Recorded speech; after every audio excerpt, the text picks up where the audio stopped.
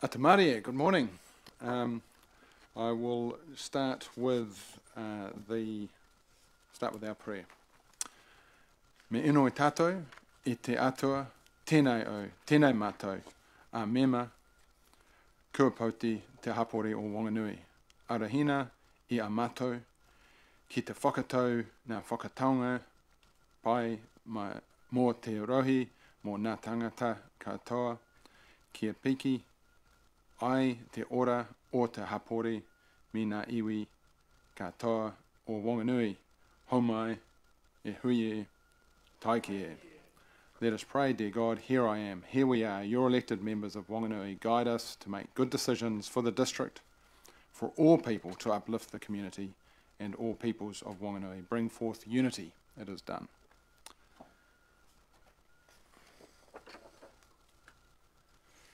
Right, I just want to, given that we have members of the public here, and welcome to you all. There is some public safety expectations, so I'll just go through those. So bathrooms are out the door and turn left. Should there be an emergency of any kind, we on this side will go out this door here and down the stairs outside, and for the public straight through where you came and outside. I think that's right. I'm not the best on the health and safety. Anything else to add? No, got the thumbs up. I'll remind the public again later on, but there'll be we're really happy that you came, and welcome to those online as well. There will be no clapping though or cheering, and we want an unbiased environment, and we don't want to put ourselves in a position where there might be some predetermination and influencing of our decisions. So thank you, and for the respect and anticipation. Item 2 of the agenda is apologies, and I understand that there are no apologies. 3, item 3 is leave of absence, and there are nil. Declarations of interest. Can I ask for any declarations of interest? No? Okay. So just for those online and also those here, I have started a new tradition, if you like, called a Mayoral Message or an address. And it's basically designed to help our community understand what's on my mind and what's on our council's mind, and the topics of the moment, really.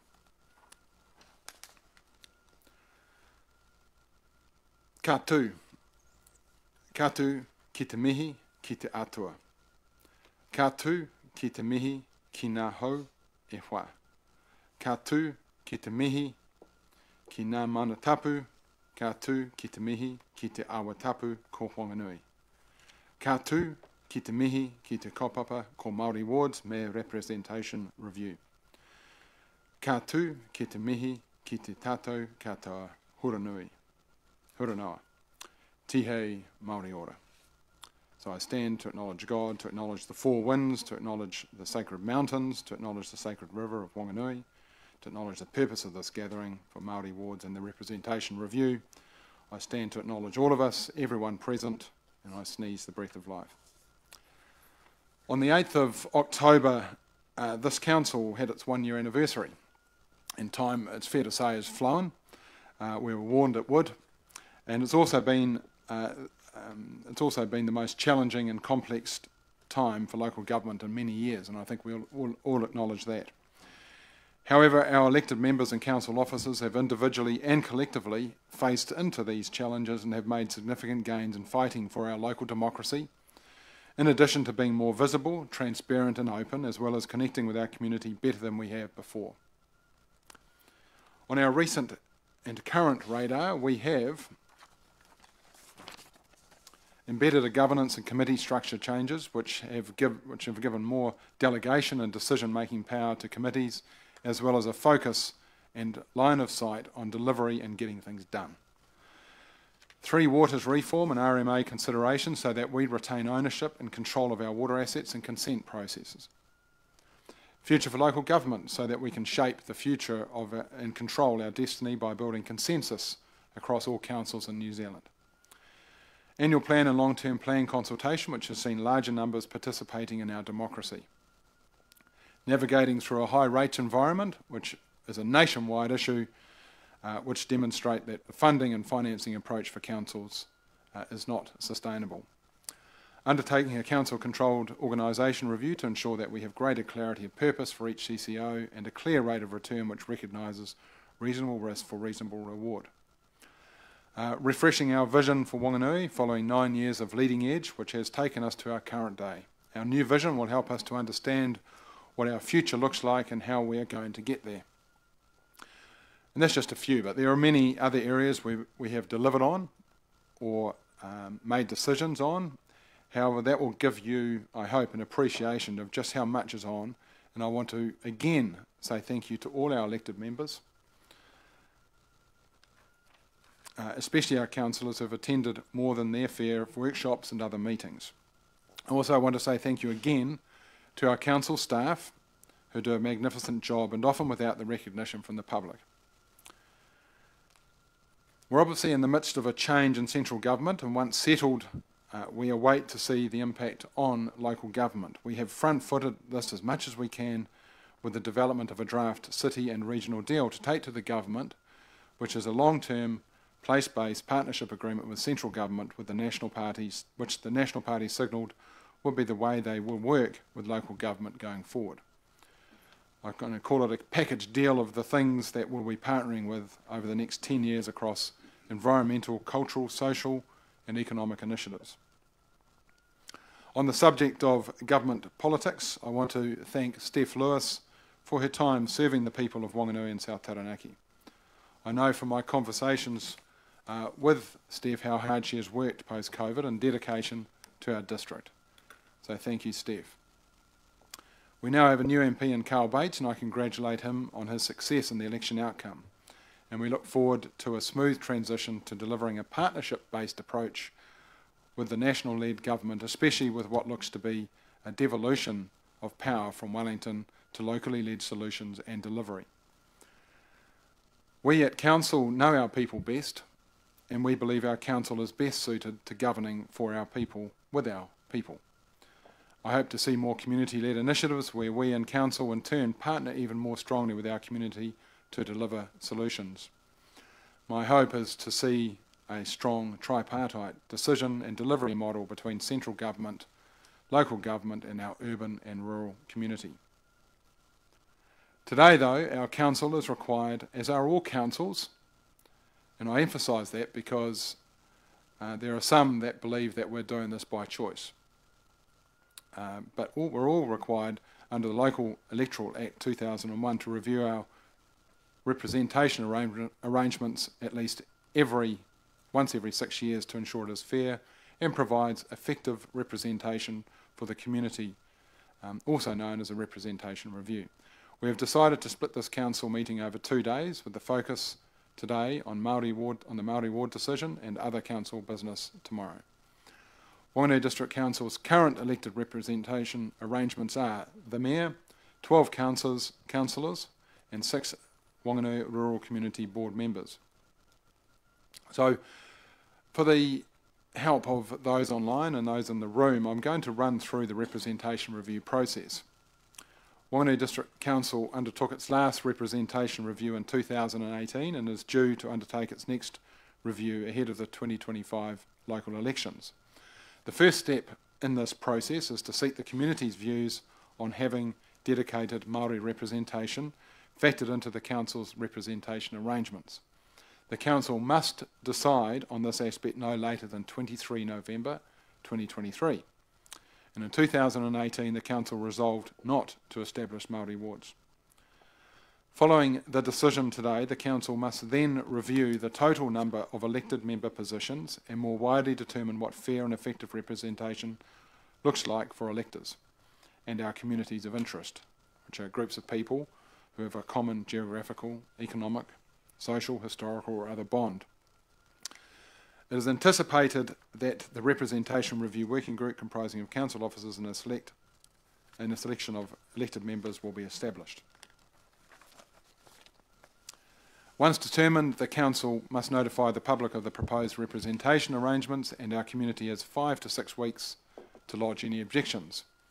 If objections are received, the Local Government Commission will issue a determination by 10 April 2025. The determination will form the basis of the representation arrangements and will be effective in the 2025 and 2028 local elections. So, today we are seeking a decision from councillors on establishing Māori wards effective for the 2025 and 2028 local body elections. Currently, Whanganui District Council only has general wards, and wards are parts of a council area and are based on a population and communities of interest for the purpose of electing representatives to the council. This can be either general wards or Māori wards. If a council doesn't have Māori wards, then general wards represent everyone, regardless of which role they're on. And the aim of Māori wards is to provide an opportunity for Māori to be fairly represented on the council. It encourages Māori to share their views and aspirations, and for elected members to consider these perspectives when making local government decisions. From 5 August to 8 September, a community awareness and engagement campaign relating to establishing Māori wards was undertaken within the Whanganui District. The engagement included an online survey from 5 August to 8 September, and we had 511 responses. 53% of respondents supported establishing Māori wards, and 43% of respondents identified themselves as Māori. Meetings were held with key stakeholders, including marae, iwi and hapu. 20 hapu, 13 marae, 2 iwi and 2 runanga were contacted and invited to share their views. There was a Tikarere interview with the Chief Executive, an Awa FM interview with the Mayor, a newspaper article in September 2023, an elected member-led community korero session on 7 September, multiple media releases and social media posts. As you've heard, there's been no shortage of engagement and seeking of views. A small majority of feedback received from the survey results supported the establishment of Māori wards from both Māori and non-Māori. There were also formal letters of support from 3 of 4 iwi. There were also strong arguments for not having Māori wards from both Māori and non-Māori. For those who supported Māori wards, a clear theme around fair and effective representation was present. This was underpinned by themes of acknowledging a Māori perspective in terms of values and a worldview being important to the future of council decision making. For those who did not support Māori wards, the common themes were separate wards for one race of people were considered discriminatory and divisive, and excluding voting for the mayor. Māori wards disenfranchise Māori electoral roll voters from being able to vote for candidates standing for the general role.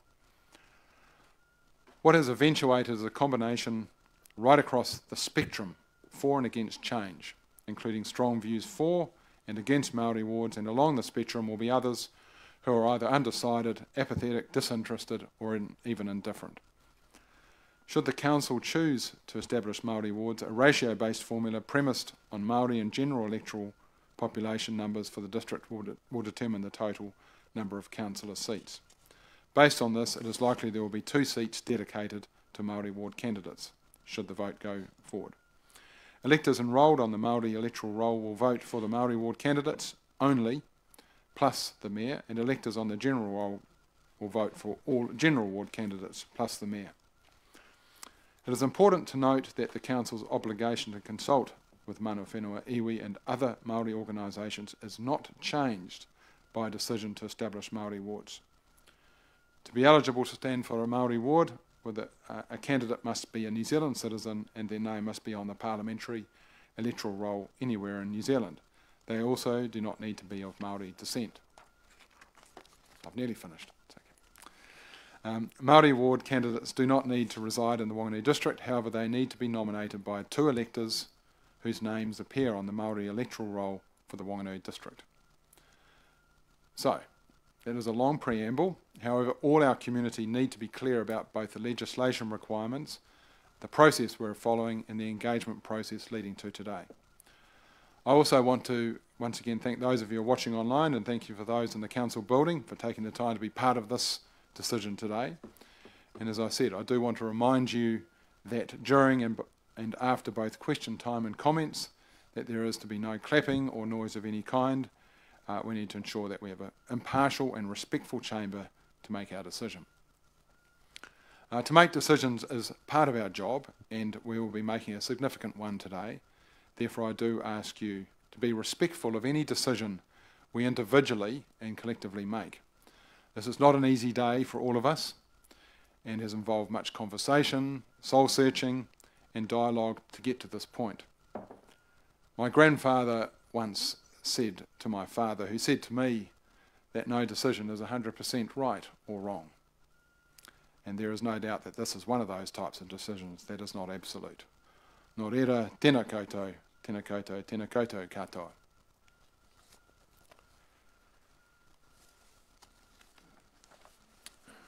Right, item number 6 is deputations, and we welcome DC Harding. DC, thank you for participating in this process, and thank you for fronting up today. So how this works is that you have a 5-minute time limit to speak to us, and then there'll be questions to obtain further information or clarification, and so invite you to speak.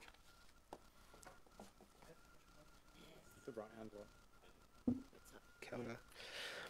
Inga mana i ngā reo kārangatanga maha tēnā koutou. Tēnei te mihi nui kia koutou i te kōnihira o Wanganui, tēnā koutou katoa. Ko ai au, e rere kau mai te awa nui, mai te kāhui maunga ki Tangaroa, ko au te awa ko au. Ko rua pihu me maunga tere oku maunga, ko Wanganui me rakahuri oku awa, ko Ngati Hau me ngai toa hurere oku hapu, ko Ati Hau nui a paparangi Ngati Tūware tō me kaitahu oku iwi, tēnā koutou katoa, ko DC Harding toku ingoa. Thank you for having me here today. Today I come before you to emphasise the critical importance of establishing Māori wards for the Wanganui district. Allow me to be succinct and speak from my personal perspective, representing those who have sought to engage within the system but have faced barriers due to their fundamental values, beliefs and assumptions. The creation of Māori wards is a result of a deliberate choice by the central government to carve out a distinct space for Māori for general elections to participate freely within the Westminster system of governance.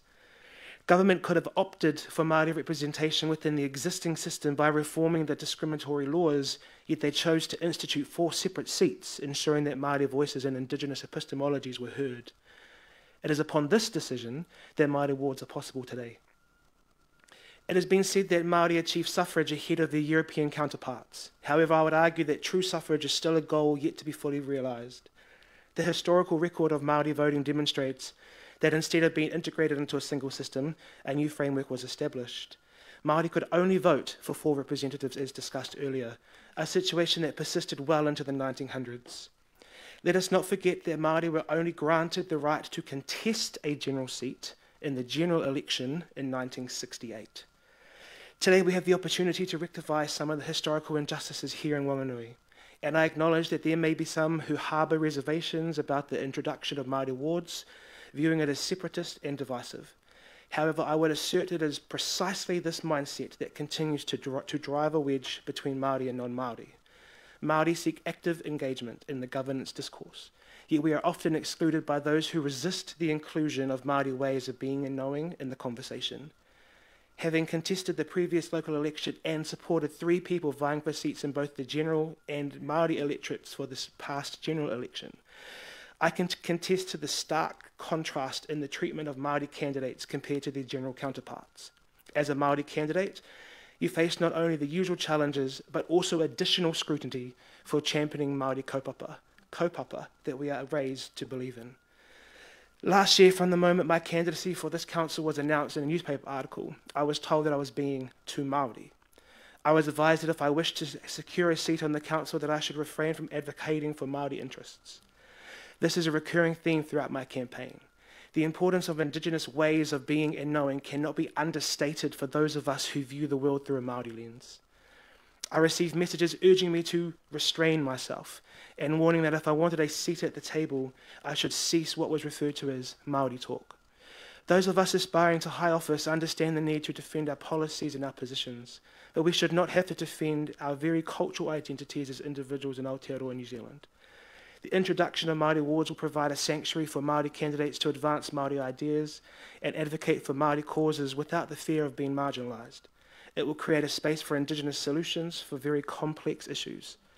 It will offer a secure platform for Māori to campaign and speak openly and freely without concerns of being told we are too Māori. While it may not be certain whether implementing Māori wards will result in an overall increase in participation, it is certain to offer Māori a full chance of engagement. I could enumerate multiple reasons why the implementation of Māori wards aligns to the actualisation of Te Riti o Waitangi in a tangible manner for our people, but I trust that this Council recognises this. In closing, I wish to emphasise one final point regarding this matter. I have previously stated privately, but I wish to make it clear publicly, that I will not be contesting the next local election for the Whanganui District Council. Therefore, it is unequivocal that I'm advocating for this cause not for my own benefit. I come before you today in the hope that the next generation of Māori candidates can campaign without entering or encountering discrimination or racism, and can embrace their Māori identity wholeheartedly. As trusted leaders of this community, I implore you to consider a segment of our population that depends on you to be their voice, to represent them in a manner that resonates with their culture, language and perspective. A community that yearns for meaningful engagement, but often finds themselves excluded based on whom they were born. Kia ora. Kia ora, thank you, DC. Heartfelt, thank you. So look, we're going to pass over to the Council. Questions? Councillor Charlotte. Kia ora. Through you, Chair. Daniel, thank you very much for that. Do you think it is possible for Pākehā to make decisions with a te ao Māori lens? Yes, I do, but it depends on what their fundamental values, beliefs and assumptions are. I'd also argue that without spending time in te ao Māori, that would be impossible. However, there are lots of examples where non-Māori help to support Māori decisions, but often when they're invited to the table by Māori people. So, supplementary, do you think it's common for Pākehā to have a te ao Māori lens within decision making? Not in my world, no. But there are lots of Māori, non-Māori that I would say do, but there are few and far in between. Yeah. Is it of your opinion that Māori are currently included in important decision making in Whanganui? By Māori, do you mean the vast population? No. Do you think that implementing Māori wards would remove significant barriers for tangata whenua and mana whenua to become elected members? Yes, I do. Thank you. Great, thank you. Councillor Charlotte, great questions. Deputy Mayor Helen. Thank you. Kia ora. Thanks very much, DC. Well put. You ran for the mayoralty at this last election. I don't think you ran as a candidate. Am I right or wrong? I did, yeah. You did run for a candidate as well. No, you didn't get in. Thank you for that. Thank you for the reminder. Hmm? Thank you for the reminder. Oh, well, it's tough, isn't it? So, yeah, I hadn't remembered, so I just had wondered your perspective on those, that difference if that hadn't been the case. The Māori Ward Councillor, if we introduce that, those two, and if we had two representatives, their role is to advocate for the entire community, just not the Māori community. And then within Māori, you've got iwi and hapu as well. Quite a difficult. So there's lots of sort of competing interests. What is your view on that? I think my view is that Māori are based, we as people are based on our values, manaakitanga, and that includes being inclusive. The opportunity to bring on Māori wards is about hopefully more people engaging, although we won't know what that looks like. But Māori would represent all interests as we do anyway, whether it's climate change or what needs to happen around the community. I believe what's good for Māori is good for the world. Thank you, DC. Thank you.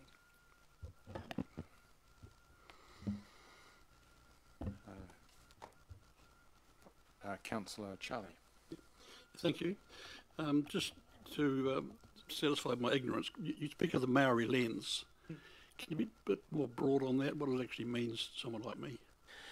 Sure. So a Māori lens often looks through Māori values, and it's the values of the people, of the environment that are not often at the forefront of decision making. I'm not saying that that's the case at this table. In fact, I'd like to applaud this council for the work that it has done to try and engage Māori where possible. But it's more about bringing a te ao Māori lens that may only potentially be understood by Māori people. It also provides an opportunity for Māori to engage with Māori because often our people are afraid of the system, but when we see our people in the system, we're able to go to them for support. And we look at things through, like I mentioned, our values. Te Awa Tupua is a great example of that, making decisions through that lens. And it's about our indigenous epistemologies that we can bring to support complex solutions. I hope that supports. Councillor Philippa. Yeah, thank you, DC. Based on, if we were to make this decision to establish Maori wards, and based on that ratio-based formula that we may, as said before, it may end up that there'd be 2 seats, and the fact that voters on the Maori roll would only get to vote for 2 candidates as opposed to on the general 10. Do you still support going ahead with this decision, Maori wards, because some people would see that as being quite, a very unfair determination? Could you just elaborate on your views there?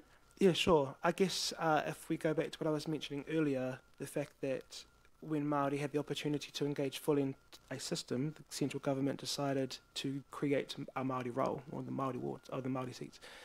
It's a bit like that, and I mean, I can do the math, so I understand how the seats work in the sense of the more people you have on the roll, the more seats you potentially could have. So we might start off with 2, but that doesn't mean that it won't grow in the future. Yeah, and it's about educating our people of the importance of being on the Māori roll and what that looks like. Yeah, and it works the same at central level too. The more you have on the Māori roll, the more Māori seats you have.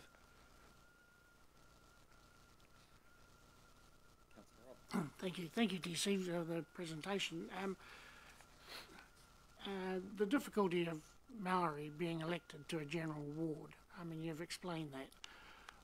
Why do you think that we've had 2 councillors in the past? Rana Waiata did 2 terms. Rangi Wills was into his 3rd term when he passed away, and he was the highest polling councillor, and he was the appointed deputy mayor. Why do you think that these 2 gentlemen succeeded in a general ward? Good question. I would say because they weren't openly, outwardly actively seeking to represent Māori people. And I know that, as it was mentioned, that the Māori ward is about representing the entire community.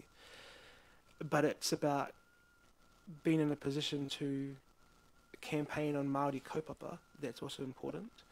I wouldn't say that either of those gentlemen ran on Māori issues, and I would say that's probably why. It's also about the messaging that you choose to put out when you run for council. Those of us who are okay with dying on our sword regarding the kaupapa that we believe in find ourselves in this position, and we see it over and over again. Thank you. I've got a final question for you, DC, and that is, do you think that with Māori, a couple of Māori wards, Māori ward seats, that there could be a tendency to abdicate the responsibility of the te ao Māori or a Māori ward view perspective onto the 2 Māori ward seats, and to therefore dilute and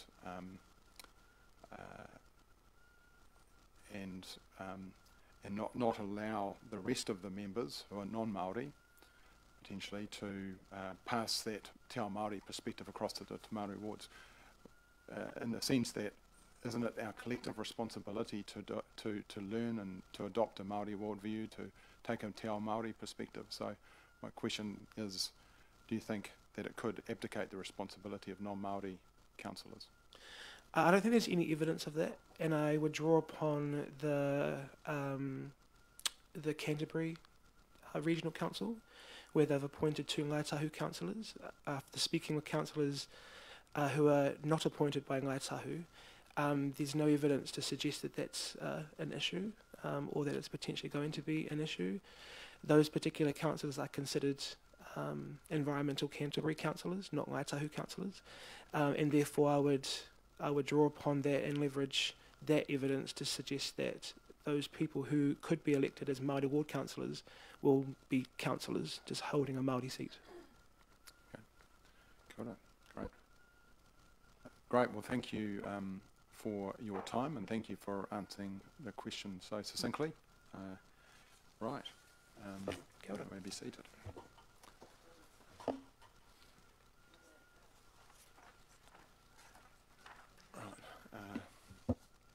Right, so I'd like to move that the Council receive the presentation from Daniel Harding on the matter of establishing Māori wards.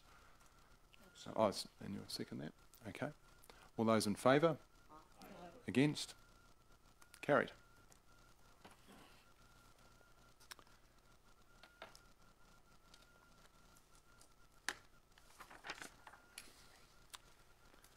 Right, we move on to item 8.1, the representation review process. And Anna, you're going to swap seats, is that right?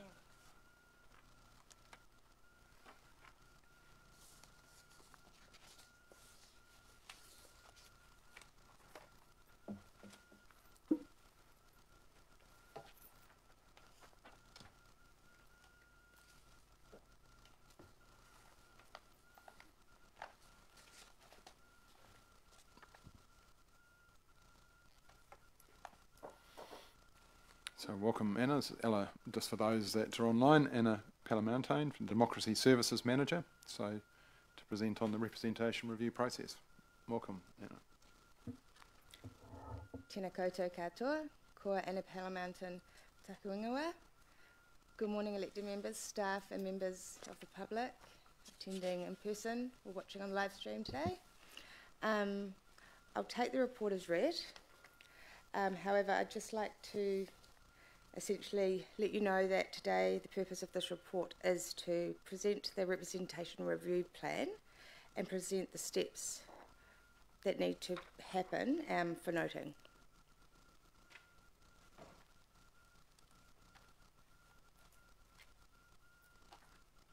Any questions? Right, okay, any questions? I know from our round the table here we've spent a fair bit of time on this, so I'm hoping that there's not too much clarification required, but Councillor Josh, you've got a question of clarification. Thank you, yes, and this may be directed to you as well, Mr Mayor, rather than Anna, but I'll go ahead with it. So just around the appointment process to the Representation Review Working Party, that's not part of this report, and there's going to be a process to request expressions of interest sometime over the next couple of months, is that right? I can respond to that, and you can fill the gaps if I've got one. But today's about Māori wards, the process and the Māori wards representation, and the vote for that. And then following that, there'll be other papers that will go through the next stage of the process, including that representation. Is that correct? That's correct. So we can expect that to be confirmed at the next council meeting? So what we'll need to do is we'll need to go through and establish terms of reference, and then we can expect that to come to the next council meeting in December. Okay. But there'll be expressions of interest circulated before then. Perfect. Thanks very much. Deputy Mayor Helen. Thank you very much. Just a point of clarity. We will be looking under the representation review on the total number of councillors, and we will be asking the public for their input to that, just like we did before, and then we'll have to make a final vote on the total number of councillors. If we did bring in the Māori ward, my understanding is if we decided to say have 8 councillors plus the mayor, then the number of Māori ward seats would drop down from 2 to 1. It'll be 2. It'll be 2. Not at 8. No, it'll be 2.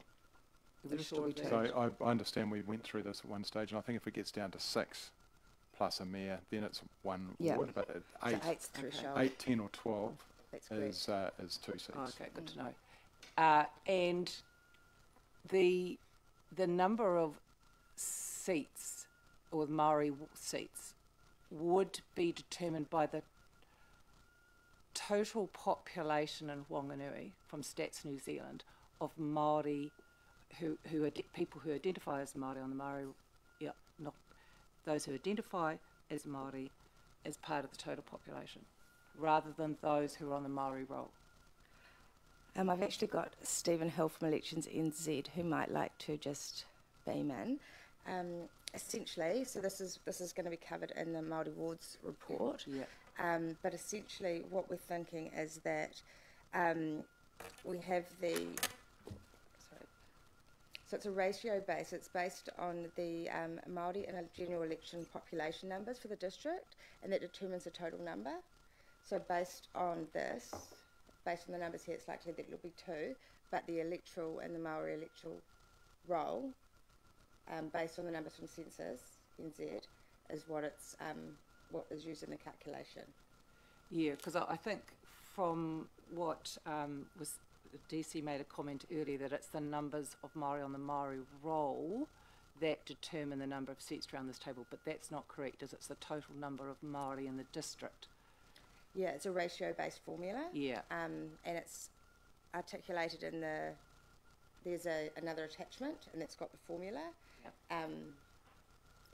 Stephen, was there anything else you'd like to add to that? Kia ora koutou. Essentially, that's correct. It is based on total population, but the numbers that are used through Stats NZ are based on the proportion of general electoral population versus Māori electoral population, so the general roll versus the Māori roll, and then that ratio is applied to the general population and Māori population. So it is a population-based figure rather than a roll, purely a roll-based figure. Yeah, thank you. Councillor Philippa. Yeah, thank you. Thanks, Anna.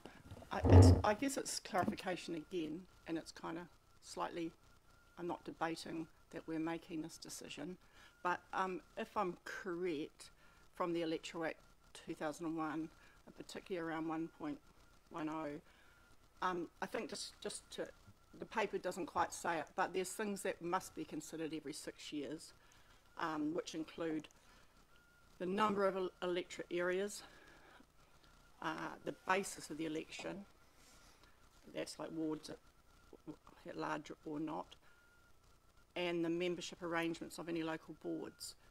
And then there's areas that are related processes, which include, the electoral system, first past the post, or STV, and establishment of the Maori wards. So I guess my question is, Council has made a decision to consider Maori wards. That's why we're here today, and that's why we've been consulting it. But it's not a must. It's a may, and we've made that decision, as opposed to 6 years ago, when I think just correcting slightly the Mayor's speech, we didn't actually make a decision not to have Maori wards. We just didn't make a decision at all. In fact, the time frame, I believe, went past. But I'm just those two. Just wanted to. Paper's just not quite clear. But am I correct? So what were you wanting to know? Well, I would just be correct with that we under the Electoral Act, we don't have to make a decision on Maori wards, but this council has determined it will. Is that correct? We need, Stephen, you might like to jump in here, but my understanding is that we need to, because we've got a representation review ahead of us, we need to establish whether or not we're going to have Māori wards. Yes, just to clarify, it is a requirement under the Act, obviously, to undertake the representation review. the decision on whether to establish or not Māori wards is optional. But if the council does take the decision that it wishes to make a decision on Māori wards, then that has to be determined by the 23rd of November. So there's not an absolute requirement to consider Māori wards, but if the council chooses to do so, then there is a statutory deadline for that to be determined and notified. Yes, yeah. No, I think our paper's just not quite clear on that, as opposed to, and that. Thank you, Stephen, and for that. Okay, thank you. Councillor Robb. Thank you. I just wanted a question about Maori wards and whether this is the appropriate time, but seeing you've got Stephen up there, I will put the question. Stephen will be here for the next item as well, Councillor Robb. Okay. So this is relating to this is relating to the review, the representation review process, and the next item is Māori wards. Yeah, I'll leave it till the next item. Yep. Okay.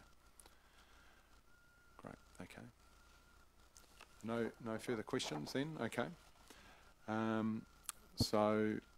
will move then that the council notes the prescribed process, steps outlined in the representation review plan attached to this report. Do I have a seconder? Councillor Kate. So any comments on this item?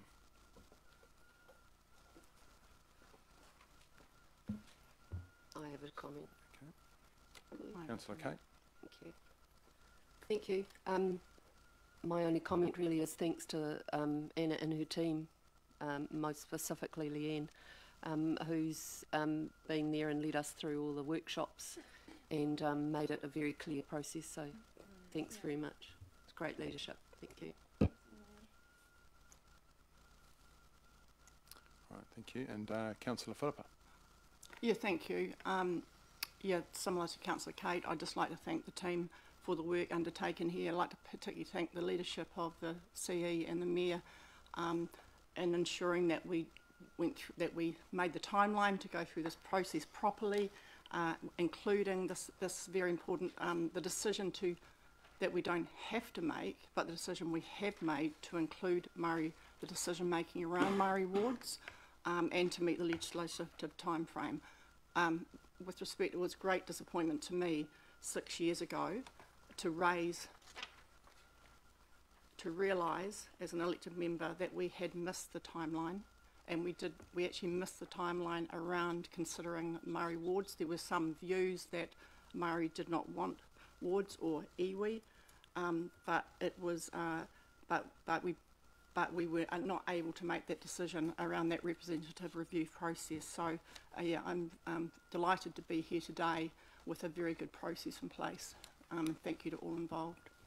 Great, thank you. And in my message, I did thank our own councillors, because we put a lot of time into this, and I know it's been challenging as well in regard to making this decision, because it's not black and white. There's a lot of pros and cons, and we'll obviously hear those soon. But the representation review, the Māori ward process, I just want to thank you, and also thank staff as well. I mean, this is a big moment. Just see even today that people running, our council officers running around a little bit nervous about today, because it's been a lot leading up to today. So thank you for your contribution in making in this process and getting to today. Councillor Robb. Yeah, thank you. Just a brief comment in that I think it is disappointing with today and the nature of this item about Māori wards, that we haven't got a large gallery here today.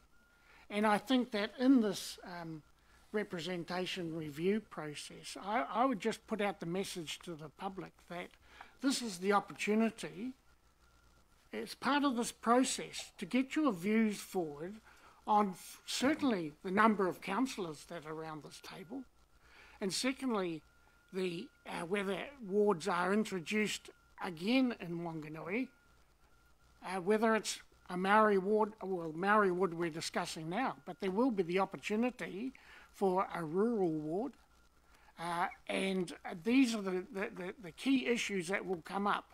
And I just appeal to the public to really take a note of this process and take the opportunity. Thank you. Just put it online here, but see, when you're online, there are 30 online, so a bit more than usual. So look, I see there are no further... Andrew. Oh, sorry. Councillor Josh, sorry. Yes, go ahead. Thank you. Yeah, just a brief comment from me. I love this stuff, and I always have. As a bit of a political animal, I think this is one of the most important roles that we have in terms of determining the foundations of this institution that we call local government. Because unless we get the foundations right, all the decisions that flow from it will be less perfect. And so there's an opportunity here to make sure that we have the right representation around the council table, that we have the right representation throughout our local boards and community boards. And the fact that we live in a country like Aotearoa, New Zealand, that is ranked as one of the least corrupt and most democratic in the world, the fact that we get to sit here and determine what that democratic structure looks like is a real privilege. And so I just want to make that clear that this is really important, and let's give it the time and the diligence and the honour that it deserves. Kia ora. Great, thank you, Councillor Josh. So look, I see there are no further comments. I'll put the motion on the screen that the Council notes the prescribed process steps outlined in the representation review plan and attached to this report. All those in favour? Against? Motion is carried. All right. Okay, item 8.2, decision to establish Māori wards at the 2025 and 2028 local body elections.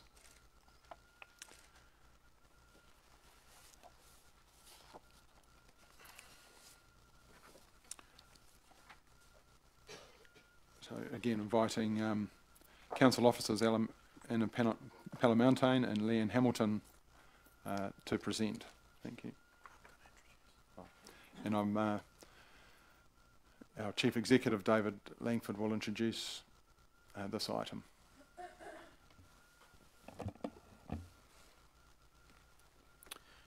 Kia ora, councillors.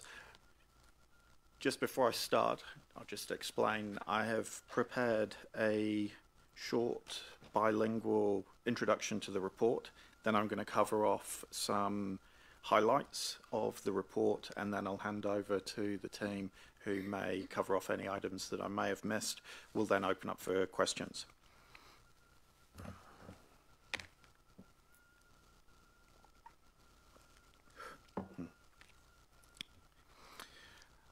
He mihi kia koe, te koro matua Andrew Tripe. He mihi hoki kia koutou e ngā rangatira o te konehira o Wanganui. Ki ngā manohiri o ngā hapu me ngā tangata o tēnei rohi, no mai haere mai ki te whare konehira. Ki ngā kai mahi, tēnā koutou hoki. Greetings to the Mayor, councillors of the Wanganui District Council, and to our guests, our hapu and our residents of the district and those people on the line. Welcome to the council chambers, and welcome also to our staff. Te kōpapa o tēnei pūrongo, mō te konehira kei te hanga whakatau e pā ana Māori wards. He kaupapa rangatira tēnei mō ngā tangata o te rohi. E rua kōwhiri e pā ana tēnei kōpapa. Kei te whakahangai I te Māori wards, rānei kawa e pina. The purpose of this report is for Council to make a decision regarding introducing Māori wards. This is an important issue for the people of our district, and the Council has two options relating to this matter: introduce Māori wards or do not. Kei te whakamohio ahau, ki te tūtohunga o ngā kai whakahaere. I'll now explain the management recommendation. Kei te tāturanga ngā kaimahi I te tangata o te rohi.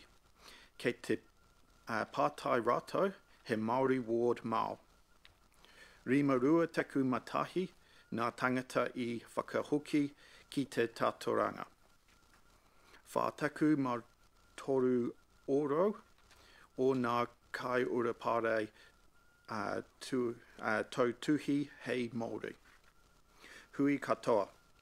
E rima taku mā toru oro, o nā kai urapare tau toku I te whakahangai I te Māori wards. Our staff have surveyed our residents and have asked if they want Māori wards. 511 people responded to the survey. 43% of the respondents identified as Māori. Overall, 53% of respondents were in favour of establishing Māori wards.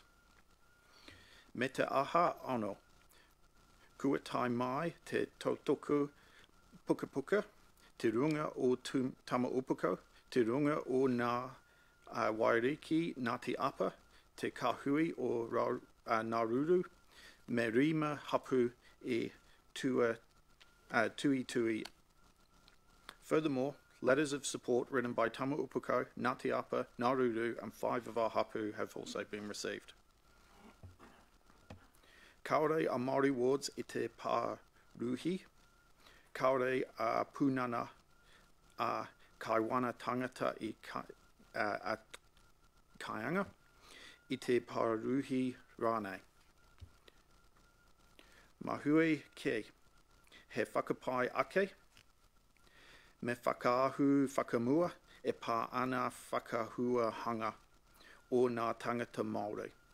The Māori ward system isn't perfect, neither is our overall system of democracy. Instead, this represents an improvement in the process regarding Māori representation. Ka kōrero aho ki te reo Pākehā. I'll now speak in English, and I'll just cover off some highlights. In terms of the brief history of Māori wards, first introduced into legislation in 2002, DIA research indicated that European candidates, who make up at the time about 66% of the population, had a 90% chance of winning compared to Māori, who had only an 8% chance of winning. As you can see, the outcome is disproportionate to the population basis.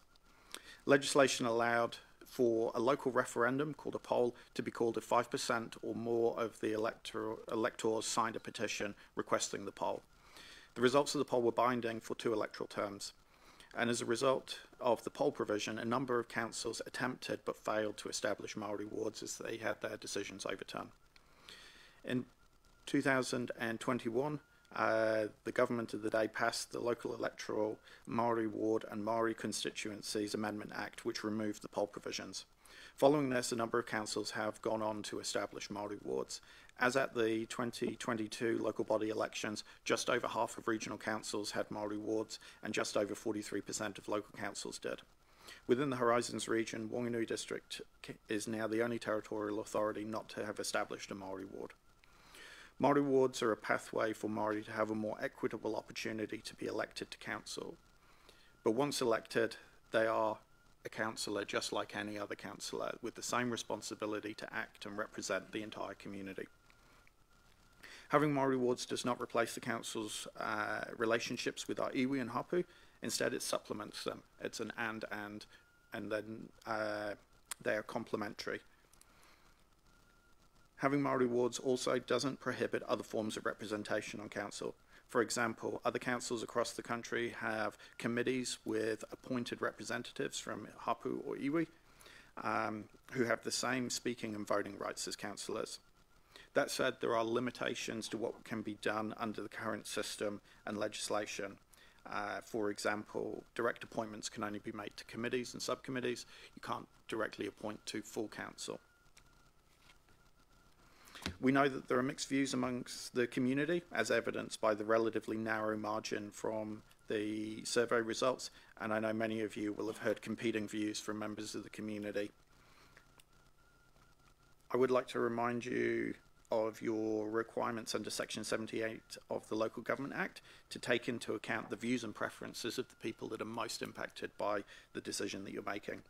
Based on the survey data and the letter of support from our mandated iwi organisations, the Runanga and the Hapu, Māori in our district appear to be asking for a better representation opportunity at council. Therefore, management recommends that you vote in favour. Before we break into questions, we'd just like to remind you that officers are here to answer questions of clarification.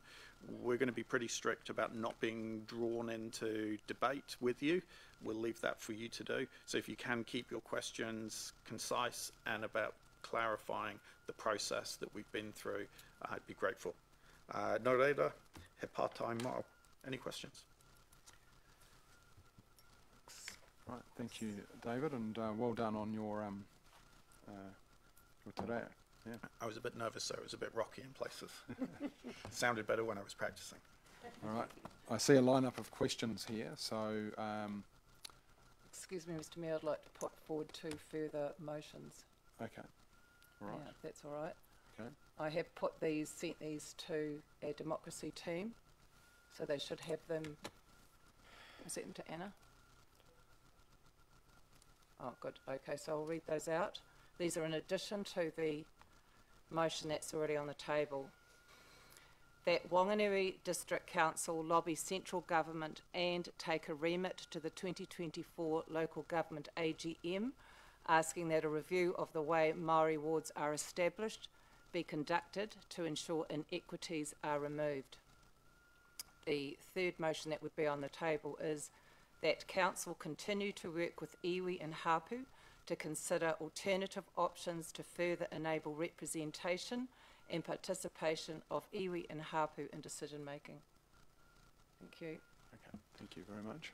Mr Mayor, can I just suggest that for the first resolution that LGNZ is added in after 2024, just so it's clear which AGM we're taking So it this to? is the second one, isn't it? Not the first. No, sorry, the first of the new ones. Yeah, yeah. Yeah.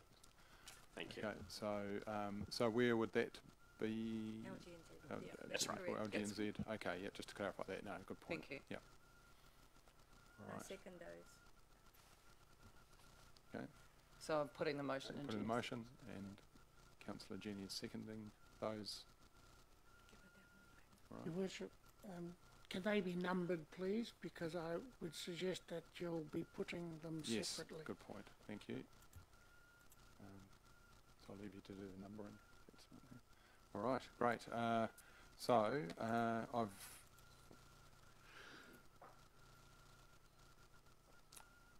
Councillor Peter. Yes, through the chair. I have 2 questions, and the first one relates to our legal considerations, item 22.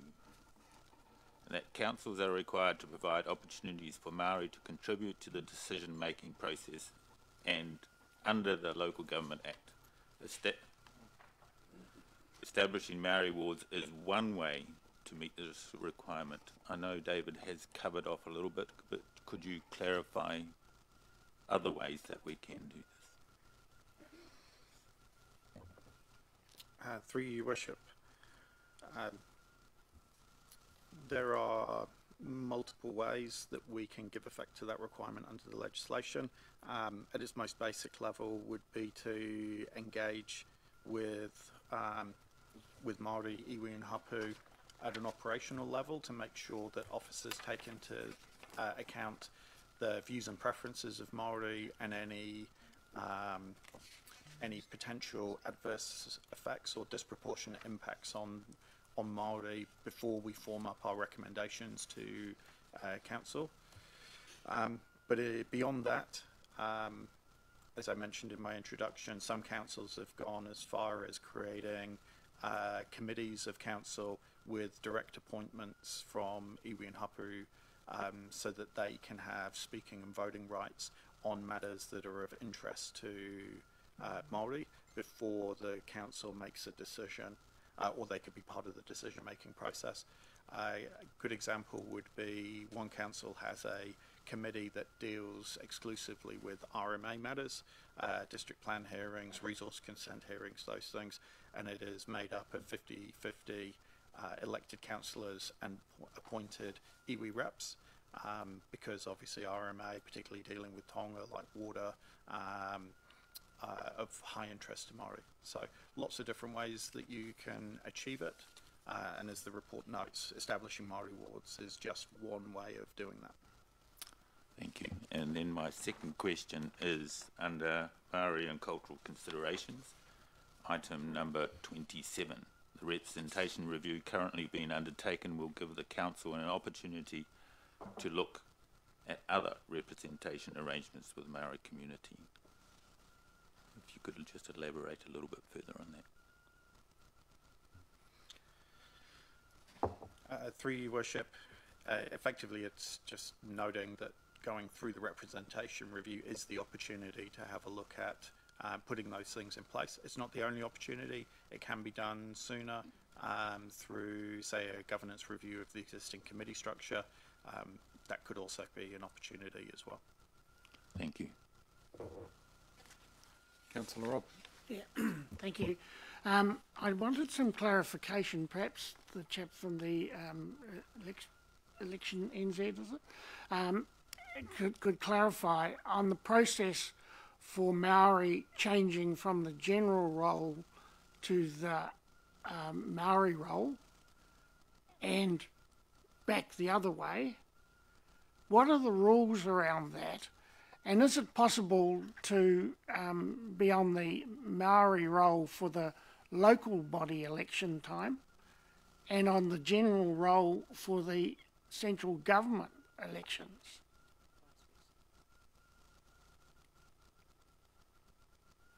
Kia ora, through you, Mr. Mayor. I'm not entirely familiar with the provisions for the role changes, except to note that there are specific windows of time that allow for people to change between the Māori and the general electoral roles.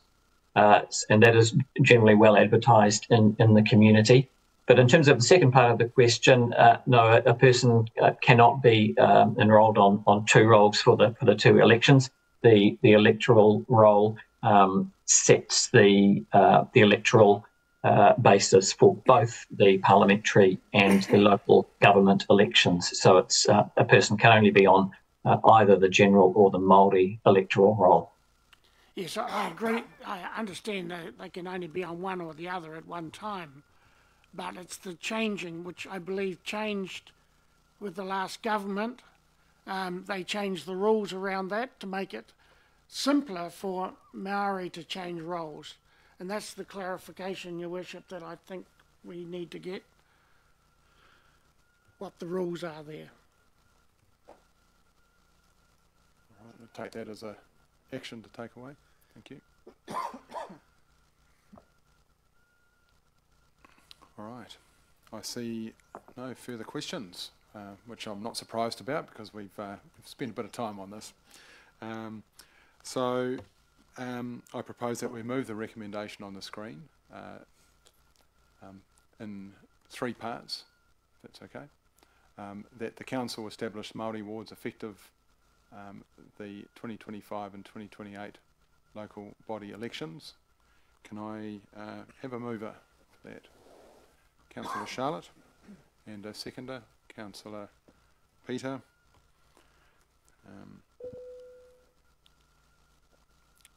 And we'll go to item number 2, that the Council lobby central government and take a remit to the 2024 LGNZ, that's Local Government New Zealand, annual general meeting, asking that a review of the way Māori wards are established be conducted to ensure inequities are removed. Can I have a... I already moved that.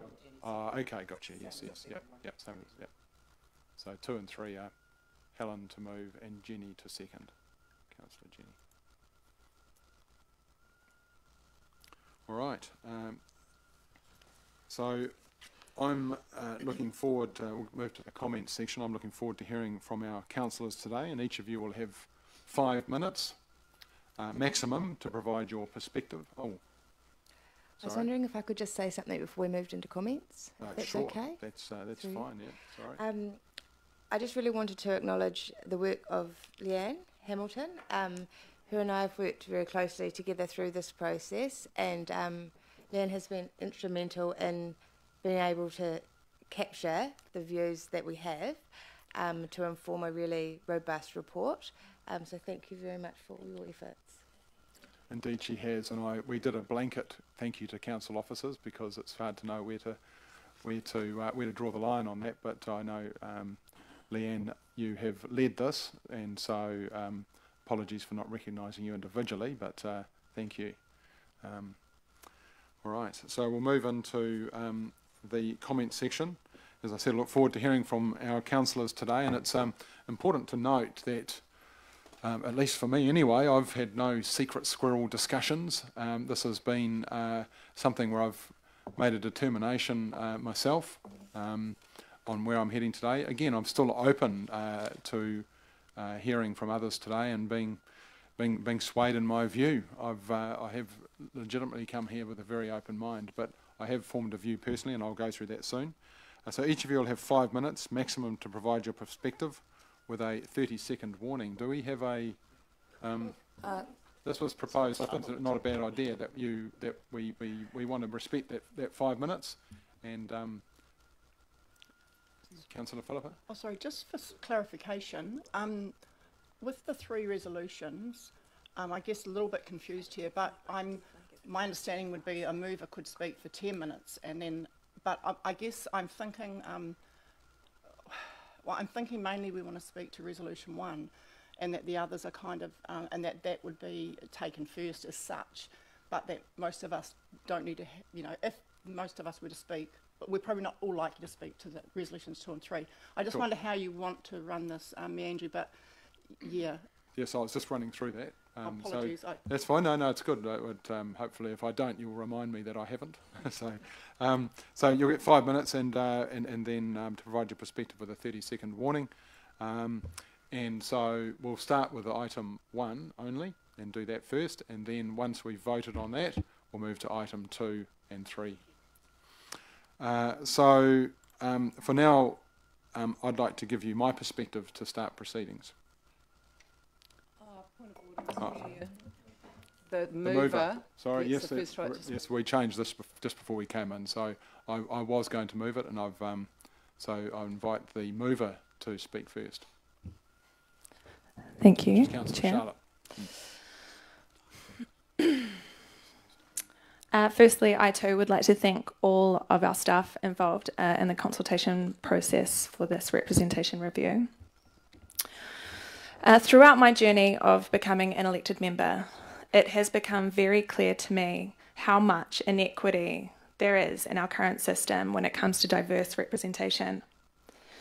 Māori have been locked out of meaningful participation in decision-making since colonisation. Too long. Much work has been done, and there are now really meaningful relationships with iwi and hapu that continue to grow and strengthen. Post Te Awa Tupua, it is a very exciting time to be in Whanganui. I believe that united, we can truly achieve great things for our people, our awa, and our whenua. However, there are currently many more barriers for Māori to get elected to the council table than there are for Pākehā under the current electoral system and rules. We are not dealing with the perfect democratic system that can achieve perfect equity. However, we need to do the best with what we have, and this system is what we have. Māori can have the choice to vote on the Māori roll, to elect Māori wards, or be on the general roll. I believe we need to create an opportunity for this choice to exist for our people.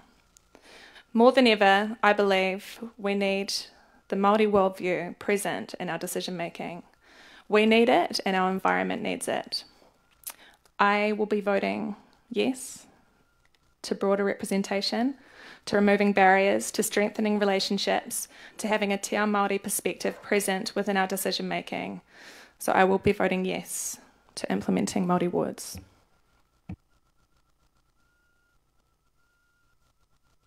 Thank you, Councillor Charlotte. Any other comments? Is there nobody else? No, no one else yet. Well, Rob, you go. Let's vote. No one wants to go first. This is No, that's right.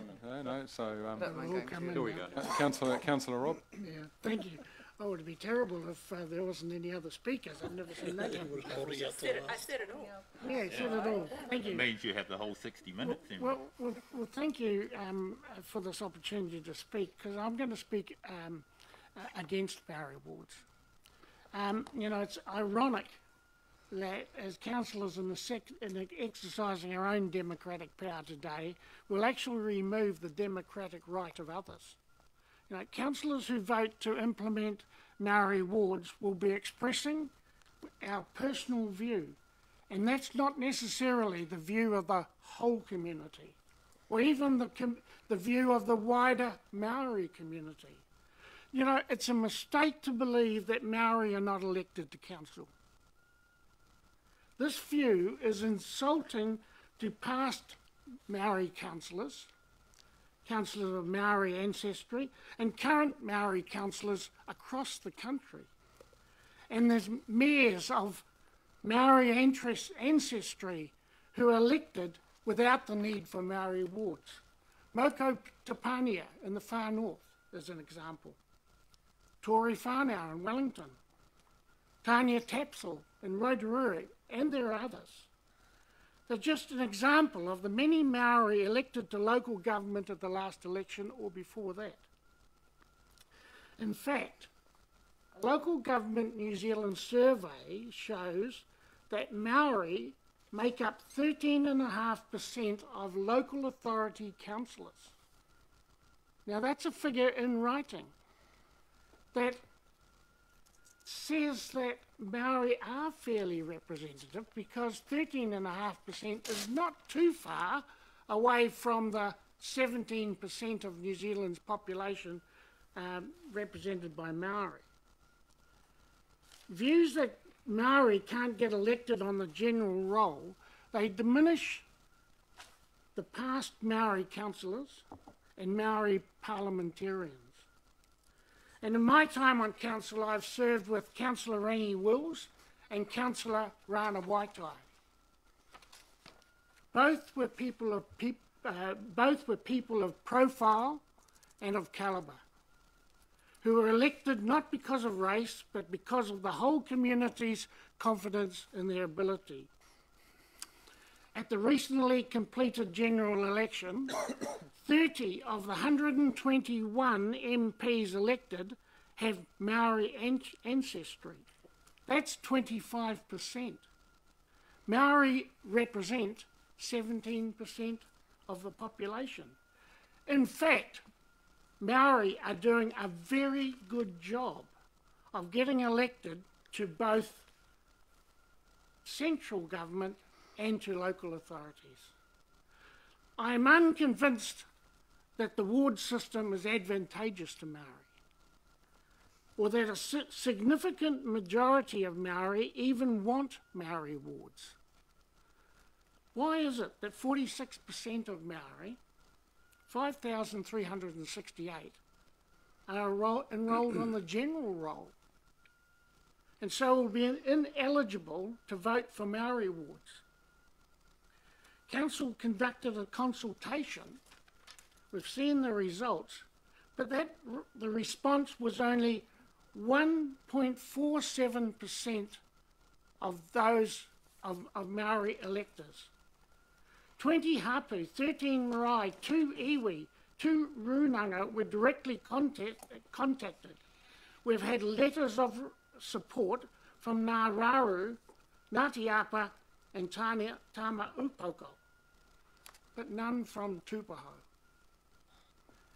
Tūpaho had the opportunity to support the introduction of Maori wards for the election last time and did not choose to do so.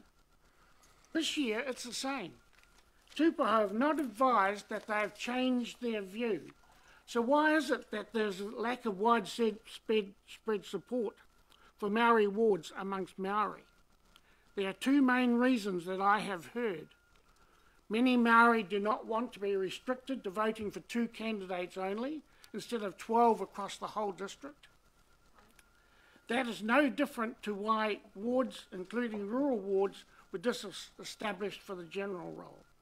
And secondly, many local Maori wish to be represented by a person who whakapapas back to local iwi, not by tau iwi who potentially have no connection to this district. Conflicts and differences in tikanga reflect there's no one Maori lens, just as there is no one Pākehā lens. I suggest that the interests of aspirations of Māori may not be best met by the creation of a Māori ward. And I say that, and I believe we should be looking at the independent Māori statutory board as adopted by the Auckland Council. This model may be better. Iwi appoints up to 2 members to some committees to sit alongside members of the governing body. This means they are involved in decision making and have voting rights on the issues covered by these committees. I will not be supporting the creation of Māori wards, firstly because I'm unconvinced that support for them is widespread across all Māori, and secondly that Māori wards are not the best model for achieving Māori aspirations, and I do so knowing that my past close friend, Councillor Ringi Wills, would have voted that way also. Thank you. Thank you, Councillor Rob. You went a bit over the 5 minutes, but I could see you get into the bottom of your page. So. Councillor Charlie.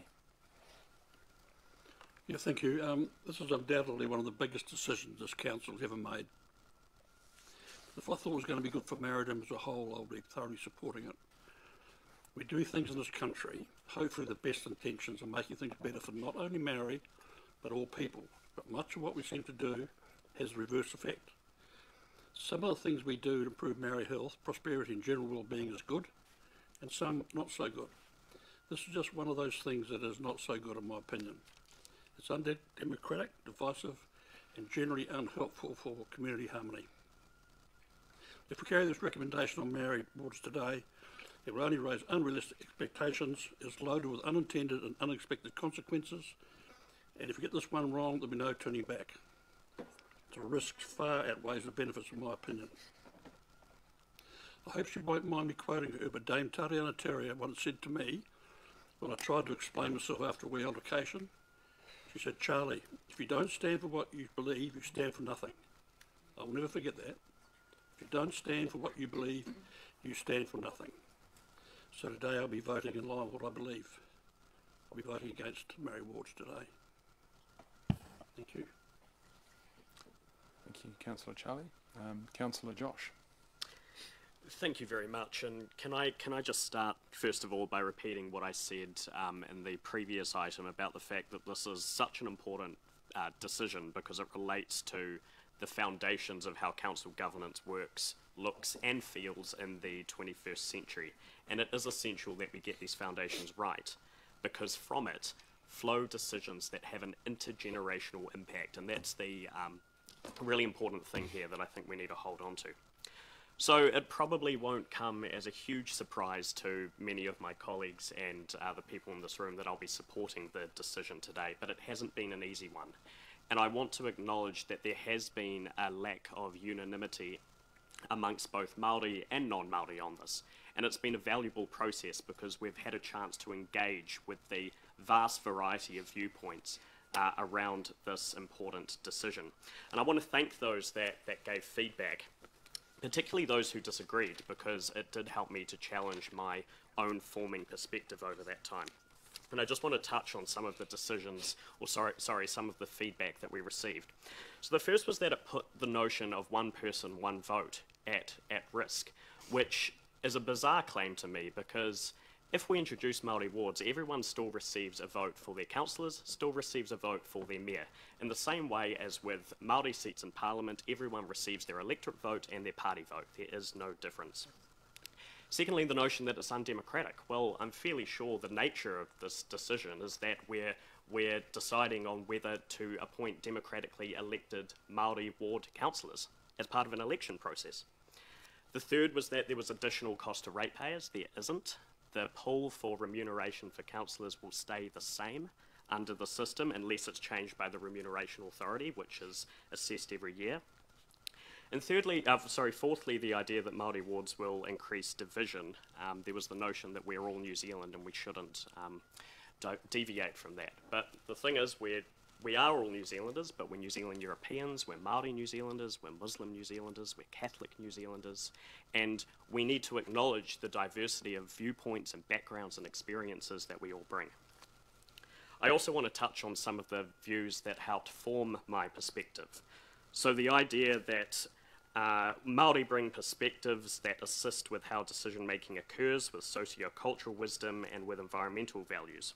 And also the comment that in recognising the inequities in Wanganui due to Tītiriti o Waitangi not being honoured through colonisation, it's important that voice for Māori in our community is secured, and that's what it really comes down to for me.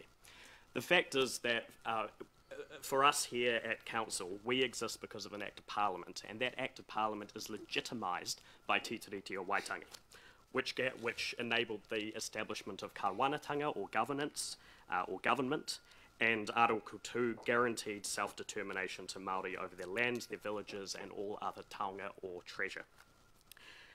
And it's clear that both for the Crown and local government over the course of the last 183 years that we have not honoured that, and there's plenty of evidence to support that. And one of the clearest consequences of those breaches for me has been the fact that Māori have been locked out of the structures that have been established that create New Zealand as it exists today. And so for me, that's where we come in. We've got a chance today to embed a mechanism that creates opportunity for Māori representation and creates the potential for a Māori worldview to sit alongside us at the table. We've got an opportunity to address the inequities that have grown and been formed through colonisation. And it's a great opportunity that I think we should really grab hold of and embrace. For me, as I mentioned previously, self-determination is the most important principle here. And I know that there have been comments around the inequity of voting power that could occur under the Māori ward system, where general wards voters get a say over 10 seats, and Māori ward voters only get a say over 2. And it's true, it's not a perfect system. But for me, it's about self-determination and the fact that Māori have an opportunity to choose which role they want to be on is an enhancement of their ability to participate in local government. But what's really important is that for us, we develop a really clear communications plan to make sure that we're engaging with voters in the lead up to the next local body election so that voters are empowered to make that choice and to make the decision about which aspect of the composition of this council is more important to them in the upcoming elections. And frankly, I think it's almost paternalistic and a little patronising to assume that we know on behalf of those voters what's most important for them. It may be that there are some voters that believe it's actually more important for them to vote on the Māori ward councillors than it is on the remainder. That is their choice. That is their right to self-determination. And that is how we affirm Article 2 of Tītiriti o Waitangi, which is all about rangatiratanga and self-determination. But what I want to acknowledge too, and I realise I'm probably getting near to my 5 minutes. Way over. Is it? Keep going. Okay. I just want to finish off by acknowledging that democracy is flawed. There is no perfect system. Geographical wards also have inequities attached to them. If we introduce geographical wards, if you were living in a rural ward, you wouldn't have a say over who gets elected in the urban wards. There may be more councillors that have seats in some of the urban wards. There may be more candidates standing. There are inequities all throughout our system. But for me, what's most important is how we achieve better democracy, better decision making, and a more enhanced form of local representation that honours Tītiriti o Waitangi. So I will be proudly supporting this motion, and I look forward to having Māori ward councillors sitting with us at the table in the 2025 local body elections. Kia ora. Kia ora. Yeah, thank you. We're all talking. I'd like to open with asking Daniel to reconsider your statement about not standing. Keep the door open, please. Based on that presentation, keep the door open. I wish to thank the staff, my colleagues, the many iwi organisations, marae, hapu, uranga. I want to thank the public for their emails, their phone calls, the kororos we've had. I'm a bit disappointed that although we are told the survey is high numerically at 511, it matches almost equally the number of submitters for the aviary. That disappoints me. I encourage our community to engage. Have a say, whatever that is. Because in your silence, which is the vast majority, I don't want to hear from you now. I've heard from those who want to be heard. This council is more diverse than any other time. We have half the number as female. We've done it. We have young, older, mature, and older on top of that. We don't have anybody in their 40s, but Michael will be there soon. So we have married single, we have single parents, we have gay and straight people. We are so diverse. And all in the last few years, we are moving forward in our diversity. But Māori does not seem to be on the dial. And that frustrates me, but that's the voter's choice. I've been told by one particular Māori gentleman who would make a wonderful member of this chamber, way, way better than what I can contribute. He said, I want to be elected, I'm a Kiwi, I'm a New Zealander, I want to be elected on my own merits, even if the odds are stacked against me, so richer the award if I get elected. And he said, if we pass Māori seats, he will not run on the general ward because the public may feel that if there's a quota of 2, that's where they'll turn their attention. And he does not want to compromise his values and standards and sense of equity or equality by having to go through what some would refer as a backdoor process to get Māori representation, and possibly in a lot fewer votes. I'm not convinced, having been raised in a te ao Māori environment as a child, and much of my values is Māori based, that when people elect, and it's their business who they elect, you will get 1 or 2 with a Māori lens. The fact that they are Māori is the bottom line. This is a racial quota system. Māori people could in fact vote for a representative or 2 that bring no Māori perspective whatsoever other than their racial identity. That possibility troubles me. Having said that, we sometimes elect to this council persons that are interesting, seat warmers, absentee, hotheads around the country. I won't focus on our council. We're not immune from that risk as well. We have many examples in this council of where we've worked with iwi, broadly speaking. I don't want to go into all the organisations, but Matua Gardens, Rotakawao, Pukinamu, Te Aotipua, Te Puaha, Pokanaro Bridge, Pakaraka, Matariki Engagement, and very recently the William Birch Pool. These are things that are in the public's awareness. And we have been very, very engaged in consultation in that process. And soon enough, the Dublin Street Bridge, because it crosses the hour. Very, very important. But we still don't have the Māori representation on council. And I'm frustrated. I wanted to go early so that my no vote could change. That I would hear from my colleagues and say, despite what Ross said, Ross actually voted for it. I am open to that. That's how I was brought up in Te Ara Māori in my environment. Be open to change. Be open to change your position. I'm open to that. This is a flawed system, and I've been told that if you support a flawed system, it's a step forward. But what we have in our council now, with consultation, which can always be improved, is it enough? Is it broad enough? Is it inclusive enough? It does include local Māori who are born and raised here. It does not include large numbers of Māori who move here and claim Whanganui as their home, as I have claimed this as my home. That bothers me. But I think there is more that we can do than we already successfully are doing. So I'm going to be at this point in my korero say no, not because I'm against it, but because I think we're doing really, really well. We could do better. But I think a quota system based on racial identity hurts.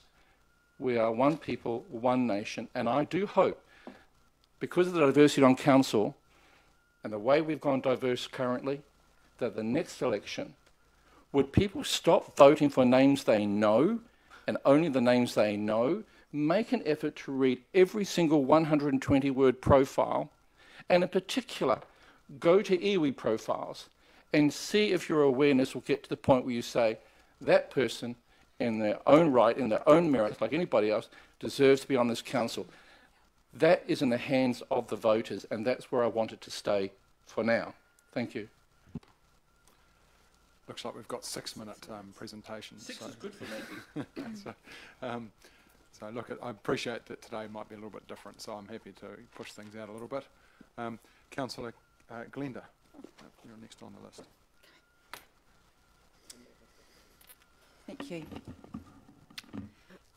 My colleague over the table said recently that the right decision is not always the most popular decision, and this was relating to putting the H back in Wanganui. So that has sat with me and it has challenged me over the weeks as we've been going through this process.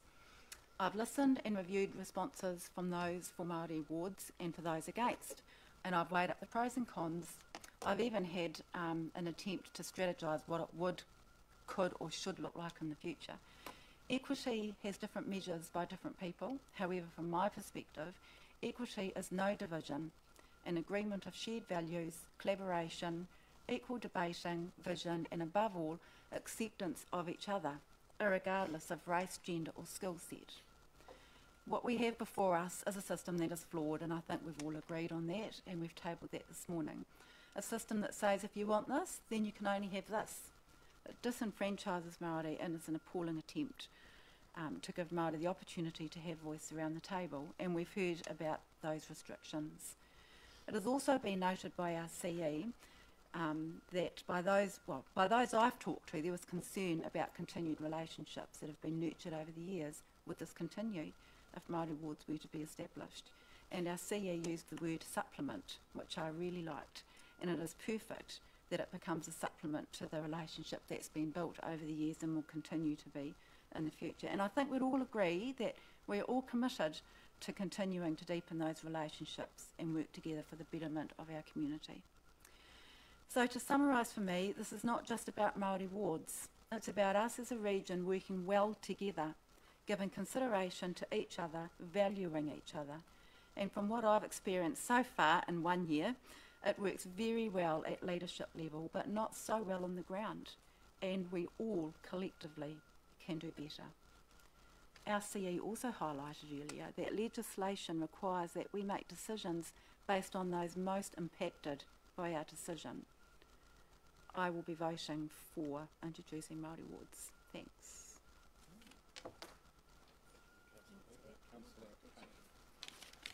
Thank you. Councillor Kate. Thank you. I will be voting very strongly for Māori wards and invite those who are open to change to see my way. I can't really top what Josh has articulated this morning, so, and DC. I think their wisdom is worth listening to. Flawed's been used, the word flawed, it is a flawed system. As we went around the rohi discussing with various parties, that issue about the flawed system, the ability to only vote for two if you're on the Māori ward, came up often, and I think it would be fair to say that that issue alone caused a fair amount of distress in the discussions that I was part of. So that said, and the team worked really well to make sure, and when I was there, and I understand that is the case generally, that flawed nature of the system was very clear. That said, the feedback that we've got from Runanga, and indeed the general feedback that we've got is in support of Māori wards. So that for me is the answer. I need to be able to go up the river, and when Tama Upoko have given us advice, and I need to go up to the river and and look them in the eye and know that I have been able to honour that advice that they have given us. So really, if you're open to changing your mind, I think that Murray Wards is the right way. Thank you. Thank you, Councillor Kate. Councillor Philippa. Kia ora. A number of years ago, I voted against the H in Wanganui,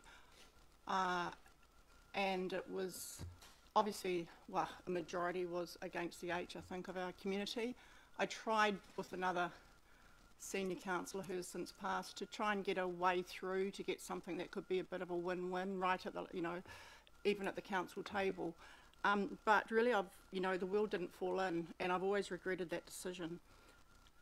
And I guess, I was really upset 6 years ago when we missed the opportunity to consider Māori wards.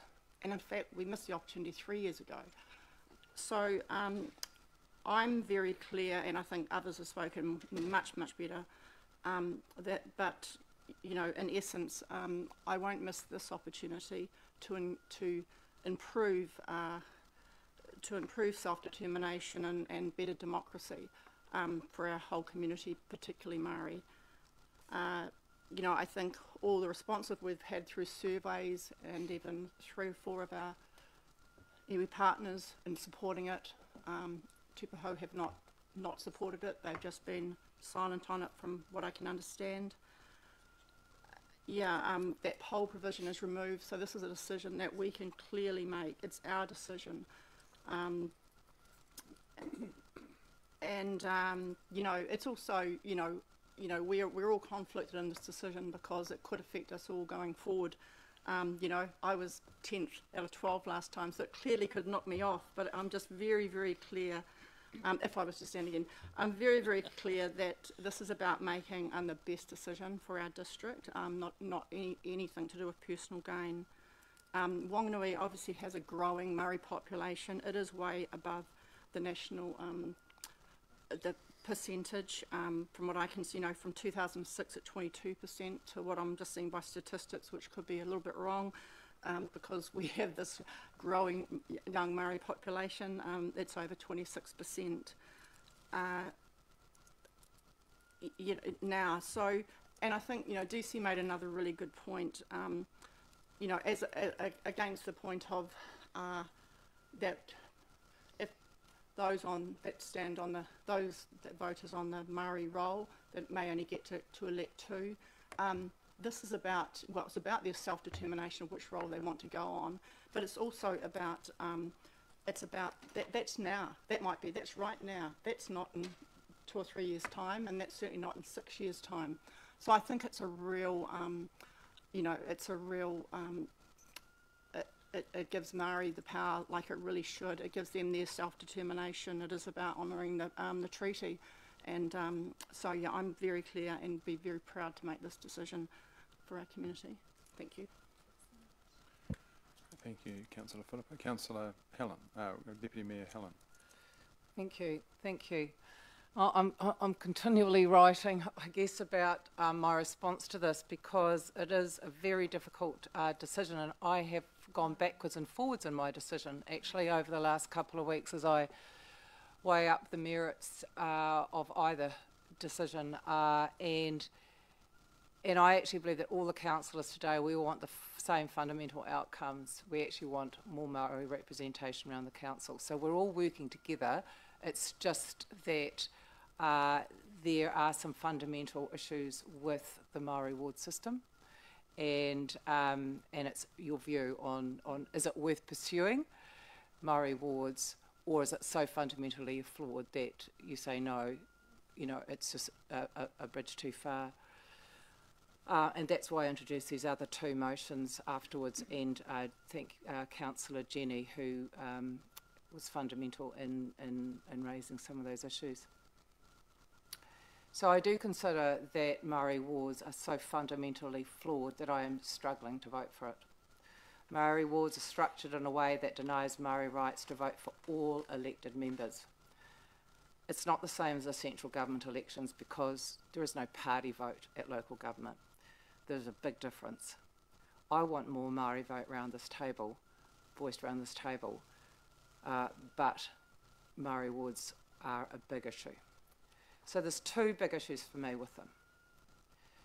There are roughly similar numbers of Māori on the Māori roll as the general roll, but only those on the Māori roll can vote for ward representation, and they can't vote for other candidates standing on the general roll, except the Mayor, of course. Those on the general roll, including Māori on the general roll, can't vote for the candidate standing for the Māori wards. So you're denying Māori on the Māori roll anything other than 2 votes plus the mayoral vote. There have been submissions from Māori on our district, and many of them support the establishment of Māori wards, and I understand why. Other Māori do not. They are aware of the limitations imposed by Māori wards. Some think that this is a step in the right direction, even with its flawed, but others know that Māori wards will deny them their full democratic rights.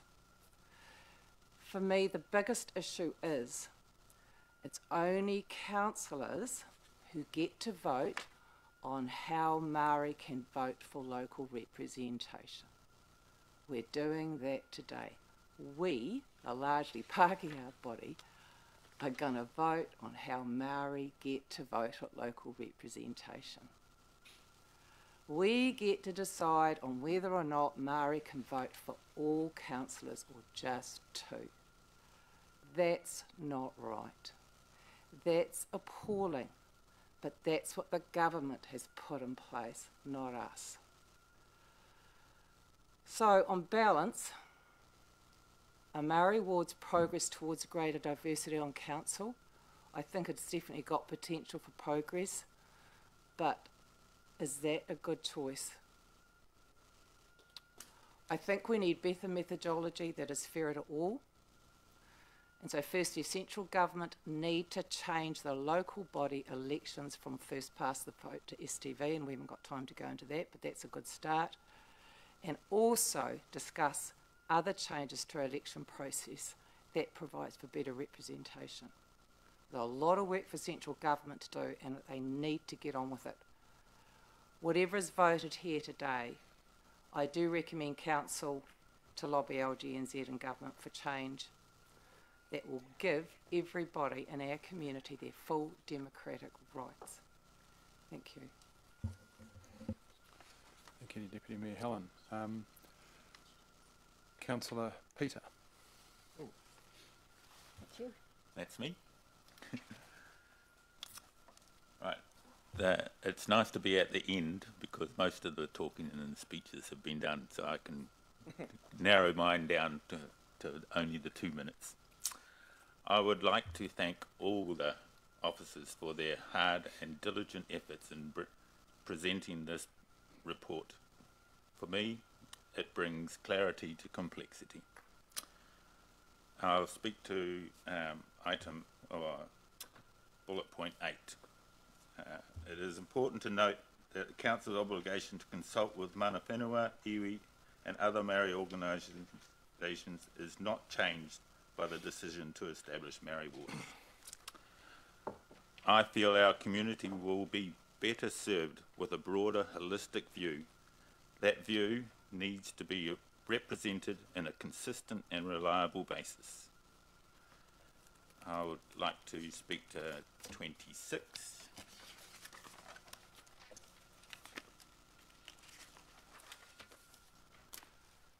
It is important to note that should Māori ward seats be introduced, those appointed to the seats are not regarded as treaty partners and have the same obligation to serve the community as non-Māori councillors. I am comforted firstly by the fact that each and every councillor, when sworn in, declares that they are obligated and committed to serve the whole community. Secondly, that council is mandated to review the representation at a minimum every 6 years, implying we can review this earlier. On bullet point 4, Maori wards have the, and I'll read it out. The aim of Maori wards is to provide an opportunity for Maori to be fairly represented on the council. It encourages Maori to share their views and aspirations, and for the elected members to consider these perspectives when making local government decisions. Maori wards have the potential and opportunity for improvement. Therefore, in the absence of compelling reason and evidence, I will be voting in favour of the officer's recommendation for establishing Maori wards. Thank you. Thank you, Councillor Peter. Councillor Michael. Thank you, Mayor Andrew. I wasn't going to say anything, but why not? Everybody else is, right? So this has gone, I think everyone knows my position on this and how I'm not taking this as seriously as everybody else, because I don't think this is actually a big deal. I don't understand why it's a big deal. But I will collectivise some of the points here, which some of them may be a little bit out there, but have a think about it. Iwi and Hapu do not talk for Māori. Māori talk for Māori. Iwi and Hapu talk for Iwi Hapu. There's a difference, and there's a fundamental difference. We're probably going to see around somewhere in the region of 12 to 13,000 Māori people in our district. People like my family, who whakapapa from up the river, who have not stepped one foot in a marae, and won't. They are Māori. Their DNA markers are whakapapa back to Māori. But they do not go to the marae, talk to the hapu, talk to the iwi. So hapu iwi do not talk for them. Māori talk for Māori. And I want to be very clear that the Local Government Act is very clear in the difference between Māori and iwi hapu. So you can go through the Local Government Act and you can search them, and you can see very clearly the Treaty of Waitangi on Section 4 says that we must have participation by Māori. In other words, you must, as elected officials, go and talk to your constituents, irrelevant of their ethnicity. So you should be going out there right now, talking to everybody. We have 4% Indian, we have 4% Asian, we have 4.4% Polynesian, we have a very large growing Eastern European bloc coming in here. You should be talking to all of them, getting perceptions from everybody. So I want to put it very, very clear. I've been very insulted by saying more representation. It's like you're saying to me that I don't represent those people. So I'm ignoring the 9,000 Māori because I'm Pākehā. I find it extremely insulting, and I just want to make it very clear that I'm very insulted because I do represent those people. Māori share views. Every person in the council should be obtaining views. So when they say about perspectives, you should be getting perspective. That's good governance. If you're not being a good governor, that's on you. Treaty is about iwi chiefs, not the people. So when we say honour thy treaty, this is Māori wards, not iwi wards. This is not mana whenua, this is tangata whenua. So Māori wards, for me, and I've had a great discussion with a friend of mine around this, a couple of friends of mine actually around this, and I'm still not clear that the treaty has any say in Māori wards. This is Māori wards, not iwi wards. I'm very interested to see what happens when the 3,500 voters are no longer voting in general.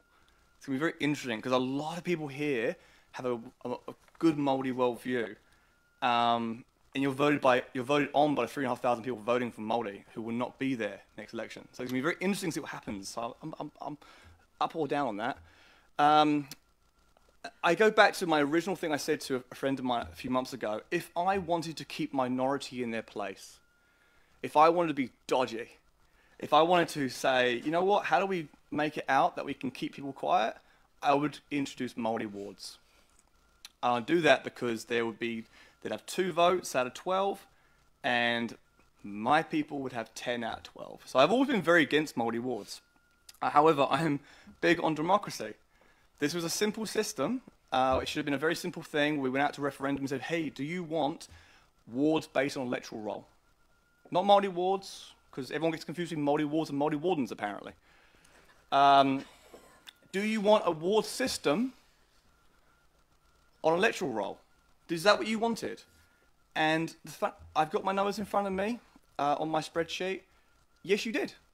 You wanted it. So today I'm voting for it, because I vote for the people, what you want. If you did not want this, you should have come and said you did not want this. I've spoken to over 300, myself personally, people who could be on a Māori roll.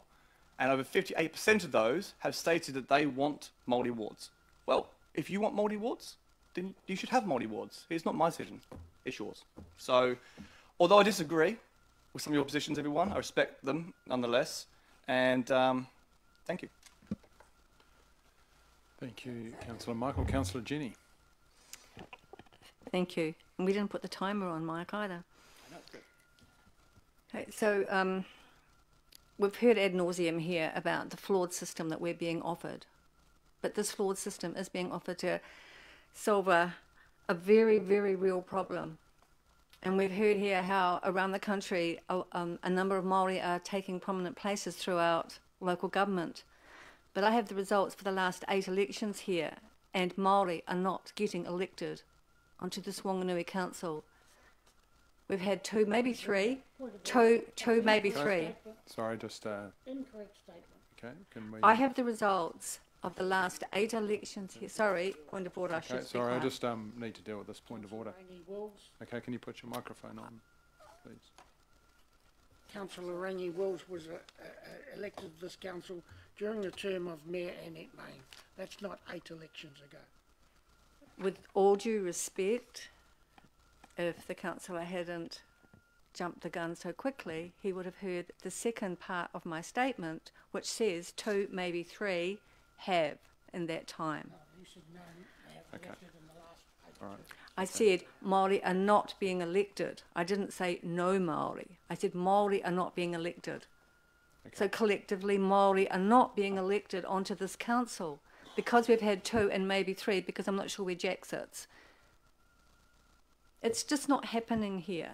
And on that basis, we need to take a closer look at Māori wards. Personally, I'm not in favour of the Māori ward system. And I don't like the fact that by taking all of the Māori roll out of the ability to vote for the remaining 10 councillors, that it's going to skew those 10.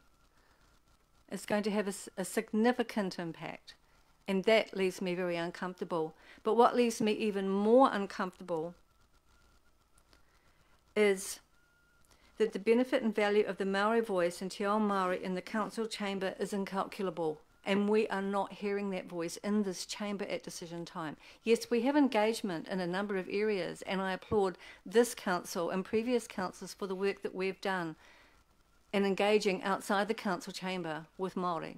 We have done extremely well, but we're not getting Māori in here around the table, and we're not having that voice, and that is an issue.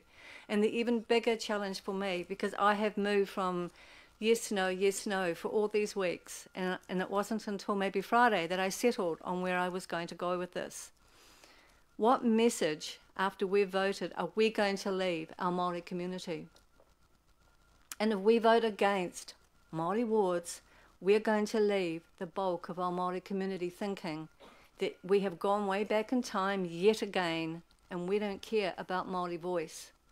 And that is what has enabled me to come to my final decision that I will be voting for Māori wards, a system that I don't like, a system that does need to have strong scrutiny, a system that we need to go to central government and say, look, sort this out, this is not okay. But at the end of the day, it is what we're being offered. It is the only way in Whanganui we're going to get Māori in this chamber and have their vote available. It is the only way at the moment, because the last 8 elections have proven that Whanganui doesn't vote Māori. Rangi Wills, Rana Waiata and maybe Jack being the very, very, very few exceptions. This goes back to 2021. I mean, for goodness sake, guys. So I will be voting for Māori wards. All right. So it's just me to go, I think. Anyone else? I think we're all around the table. So thank you all for your comments. And I think Councillor Charlotte, you have a right of reply at the end of this. So I'm in a kind of strange situation where I pretty much agree with all the comments and views, both pros and cons. It's a weird phenomenon. I've never been in this situation before. It's just really the weight of each, and that's relative to our own views. But back in August last year, whilst on the campaign trail, I contacted, out of my own volition, some well-respected Māori from our local iwi to encourage them to run for council. Because at the time I didn't see names on the list. So I contacted these people because I know it's important to have Māori voice around the table. Like many people, these people were busy on other matters, so decided not to run. And consequently we did have Māori put their hands up right at the last moment for some of them. DC, you're an exclusion, you were up front and early, but there are others that put their hands up right in the last moment. But I contacted them because I felt it was important that there is Māori representation around our council table. As indeed it is to have the voice of all our community around our table. So what eventuated, as we all know, is that no Māori were at the table, albeit we had an equal split from a gender perspective. And as someone who has encouraged the voice of women in my career, that was and is gratifying. We're now faced with a decision on our council, on how our council is representative, and the first step is to make a decision on Māori wards. So to inform myself, I have read the survey feedback, undertaken a community kōrero inviting our community to provide their voice and questions. I've talked to many iwi and Māori across our district and sought the perspective of others outside our district as well. I feel I'm very well informed. The main theme coming through for arguments for was the voice for the voice of Māori, was for the voice of Māori. The word voice, if you're looking through the survey, for example, it comes up many, many times. So excerpts from the survey say, it will guarantee a voice for Māori at the council table, or Māori voice needs to be heard. That the needs of mana whenua are acknowledged. It gives effect to te riki or waitangi. Equity and equality for Māori. To effect positive change, it ensures that Māori customs, views and culture is represented. Addresses embedded imbalances of power, will help Māori have a say within local government decision making. The main theme coming through for arguments against is that Māori wards are divisive and separatist. And some other excerpts from the survey are that the Māori electoral roll votes are reduced to 2 Māori wards plus the mayor, as opposed to the current system where all voters can vote for all candidates. That seems unfair. The treaty implies one people, one nation. It will create more division and resentment in an already socially divided nation and community. If we were to have Māori, European and or non-Māori wards, it would be unlawful. We already have a say now and there is no need for a special seat. What if the person around the table didn't represent the voice of iwi and hapu? There is nothing in the current system to prevent Māori from putting their names forward now. So these are, ad verbatim views from our community. There are many more arguments for and against.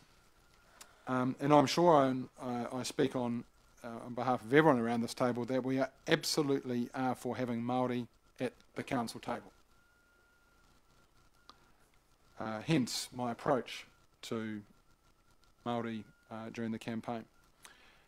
However, on balance, I will not be voting for Māori wards, primarily on the basis that the proposed system or legislation is fundamentally flawed. It is not an absolute decision, as I am challenged by the reality that right now there are no iwi or Māori around the table.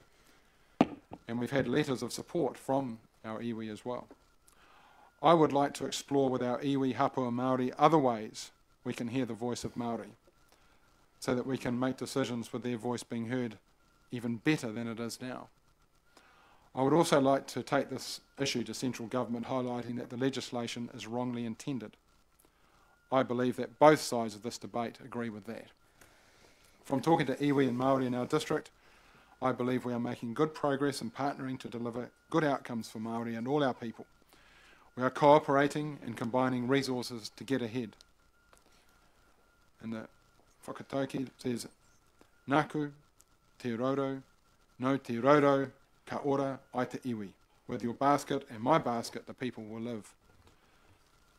Of course, we can do more, and I'm keen to explore that further, and if this process and decision helps us to explore new and different ways of hearing the Māori voice, then that is great. And there are also great Māori candidates who are well qualified and of high standing, who need to put their hands up as well. I also believe that we are reasonably well served by having early and upfront engagement and delivery of council and community initiatives with iwi and hapu, which we already have, such as Te Puaha Port Project, the Te Puna Hapuri, the New Justice and Police Precinct, the Resource Recovery Centre, just to name a few. We also had the first ever council inauguration at Putiki last year and are progressing many other smaller initiatives. I'm also led to believe from my discussions with other councils who I've got good relationships with that there will be a greater tendency to abdicate the responsibility of the Māori worldview or te ao Māori to the two Māori ward members, rather than individual collective ownership of Māori considerations by all members. Therefore, we need to further advance our own te ao Māori perspective so that we can hear the voice of Māori when we make decisions, just as we do for hearing the voice of our community. So from a personal perspective, I hand on heart believe I take a te ao Māori perspective as much as I can, as much as my limitations allow me, when I make decisions and when I interact with our community. My view, if we vote for this, is one view, and it looks like it from present numbers that this will be going through. But I'll be very happy to support it either way, and that's the democracy that we live in. But when we go to item 2 and item 3 of this, I think that is a great addition to this particular kōrero. Kia ora. Kia ora.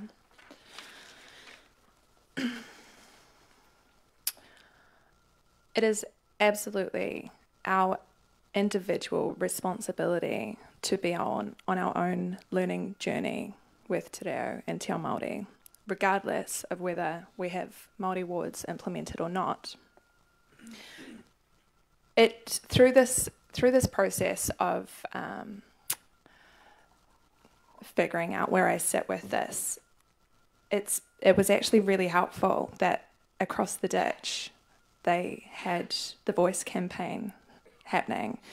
I used to live in Australia and I have lots of friends that followed it closely, and there was a lot of mirroring between the Yes campaign and the No campaign.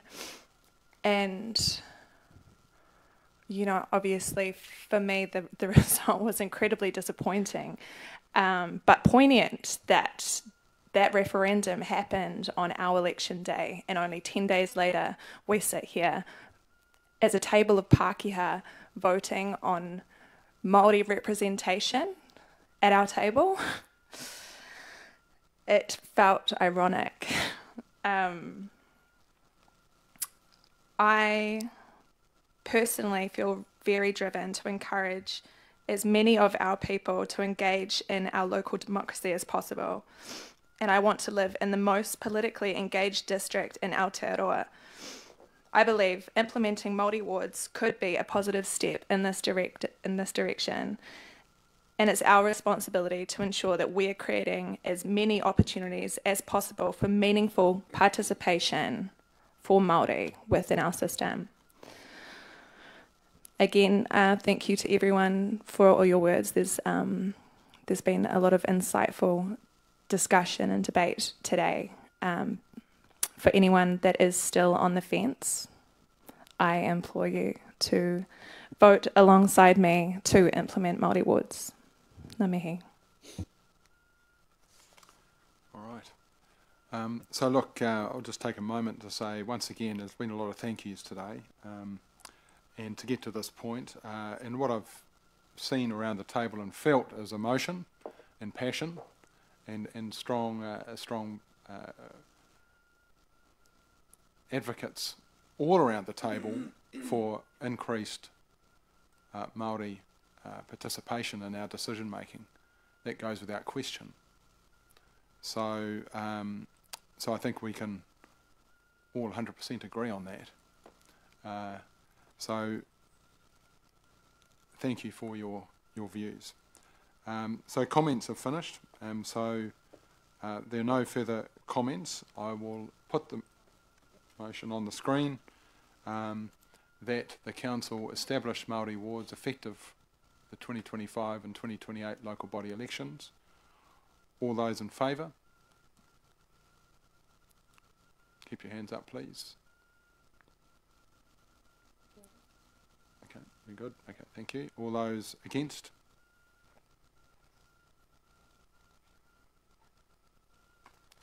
Okay. Right, the motion is carried. Thank you. And you may clap if you want to. Yeah.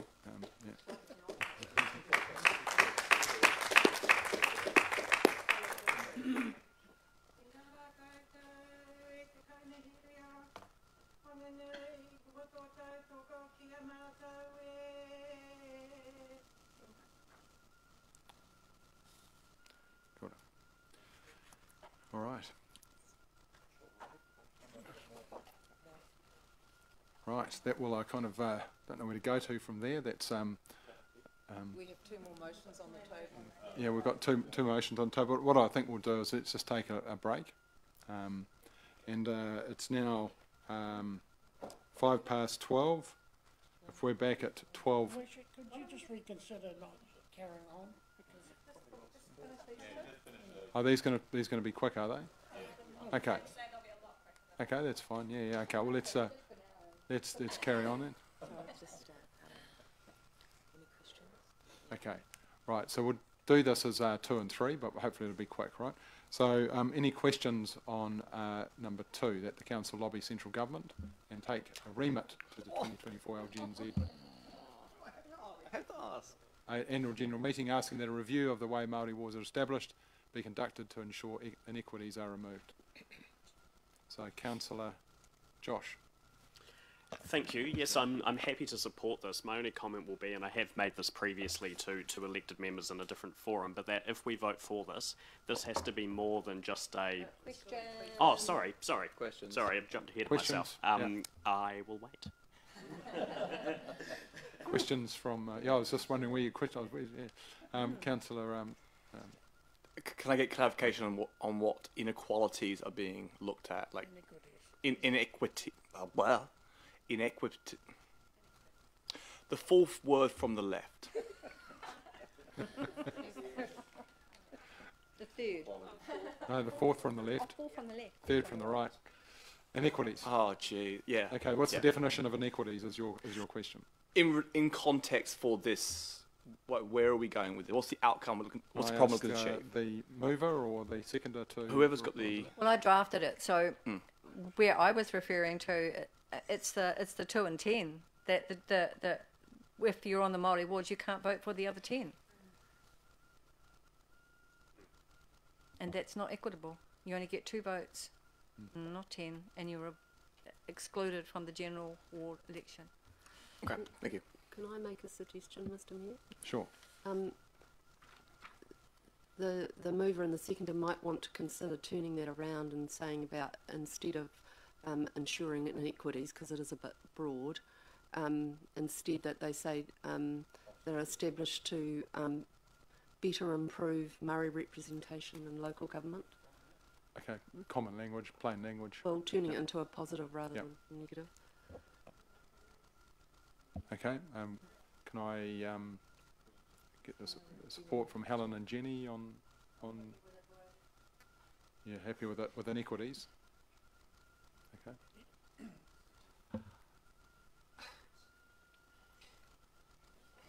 Look, I accept that the wording isn't perfect, but the intent is perhaps the same as has been expressed already from a couple of councillors, that, you know, what we intend is, we have all acknowledged, I believe, that Māori ward system is fundamentally flawed in its how it restricts the number of who Māori can vote for, whether they're on the roll or not, and there's possibly other inequities. And what we want is the government to review it.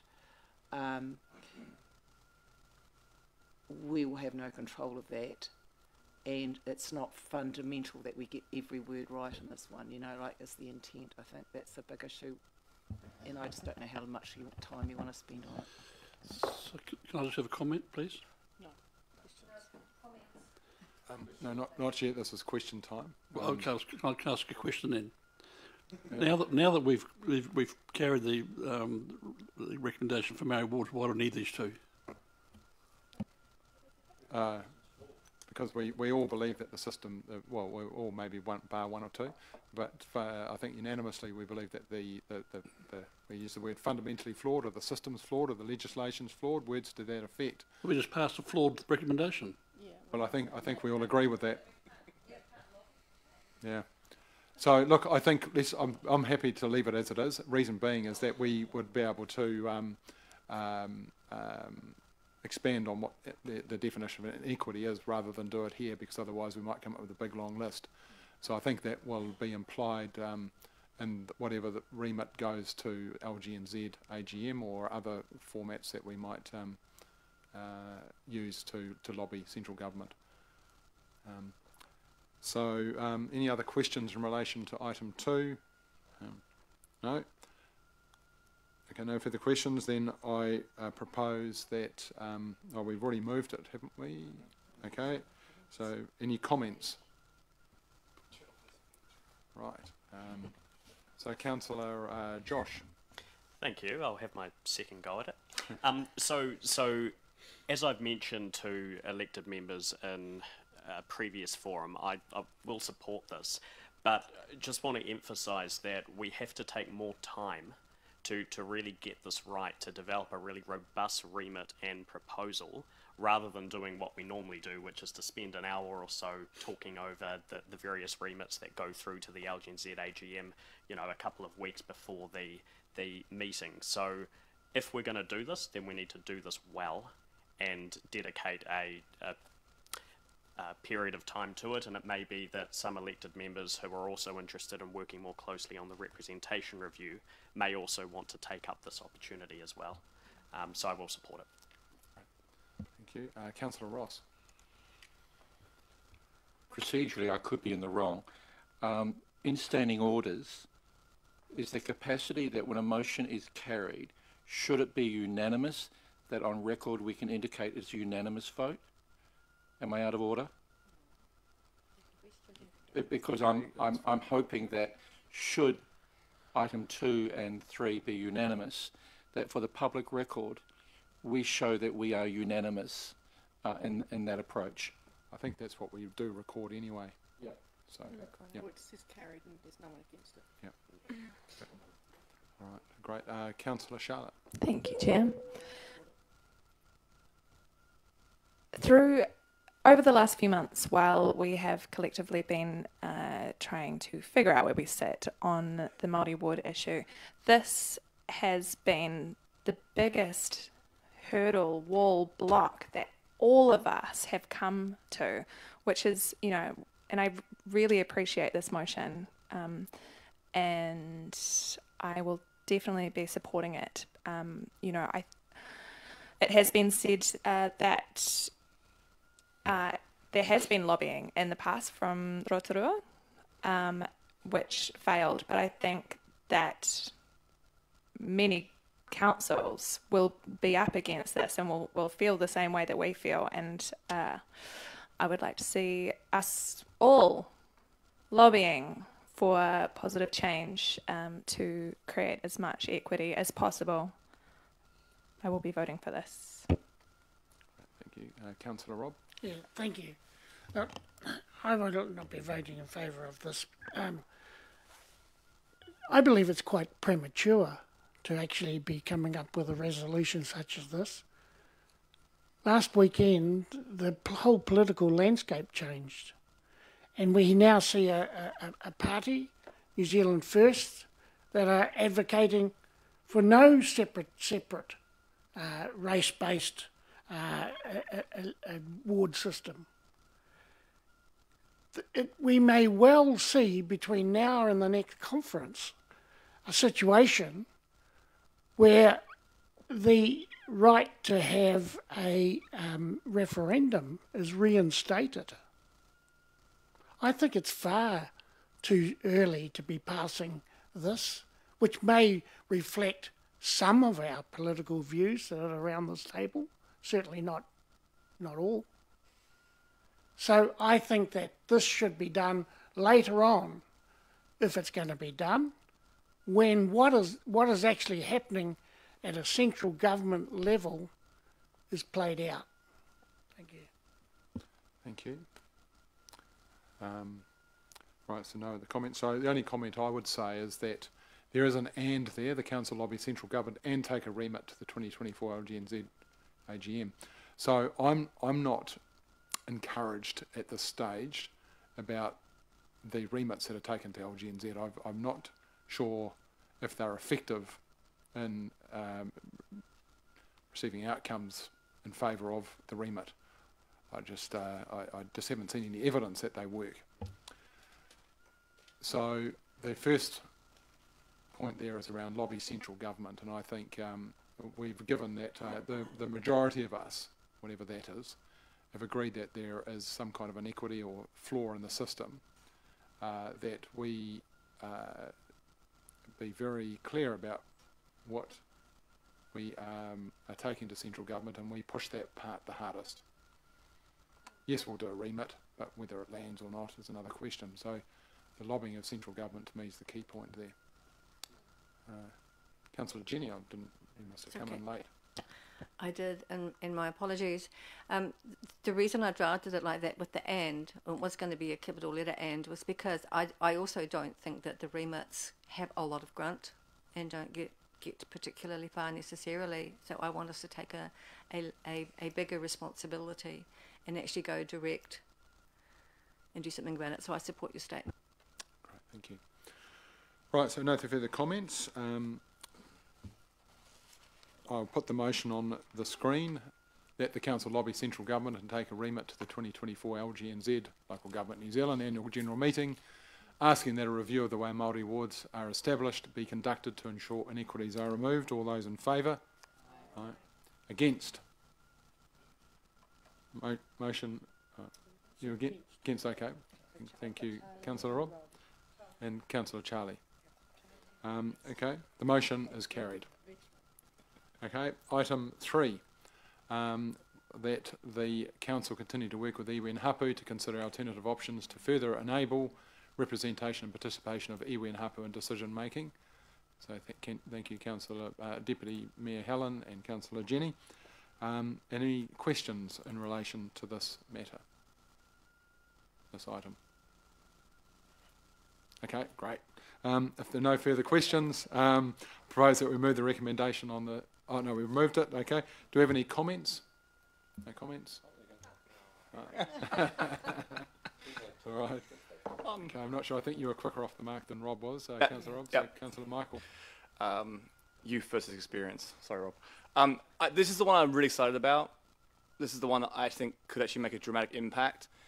We had hapu around the table a couple of weeks ago, and everyone heard me say about decentralisation to hapu.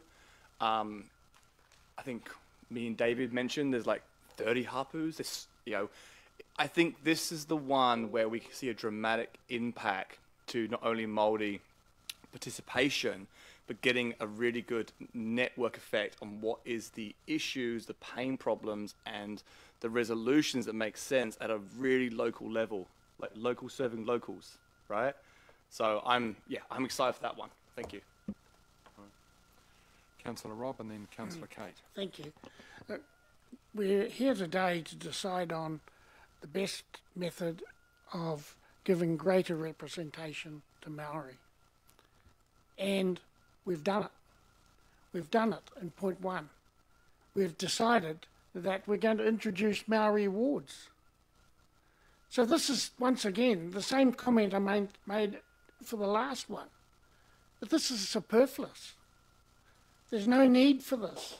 We've made our decision. We're having greater representation for Maori through Maori wards. Thank you. Councillor Kate. I'm diametrically opposed to the previous speaker. This absolutely is important that we continue this work. Maori wards are definitely an end to the ongoing engagement and consultation with our iwi and hapu. And I just want to use this opportunity to honour the work that our Chief Executive has been doing since he came in as CE at Council, in terms of the commitment that he's made getting around marae and meetings. It's a commitment to enriching from not the ground up, because you're not the ground, Mr. Chief Executive, but you are the management arm of this council, and I've really appreciated that, and I think that we haven't seen that sort of commitment from this council ever. So thank you. Right. Thank you. Councillor Jenny. I'm just going to thoroughly support my colleague who just spoke and not support the previous statements. Great, thank you. So my only comment is the word "and," which is to me one of the biggest words in the English dictionary in regard to what it can mean, because sometimes when you put an "and" after a sentence, it adds a whole lot more onto it, and I think the addition of item 3 is incredibly important to this council.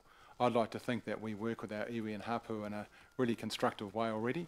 What this is saying is we're considering alternative options to further enable representation and participation of iwi and hapu in decision making, in addition to the rest of our community, actually, with a 46% turnout rate in our council elections last year. But this is saying how that the council continue to work with iwi and hapu to consider alternative options to further enable representation and participation of iwi. So how do we do that? It's an open question, and I'm excited to explore what that could look like. Got it. So look, I see there are no further comments, so I'll put the motion on the screen. All those in favour? Right. All those against? The motion is carried. Thank you. Right, so I am going to... Meeting, Mr. Mayor, or adjourn the meeting?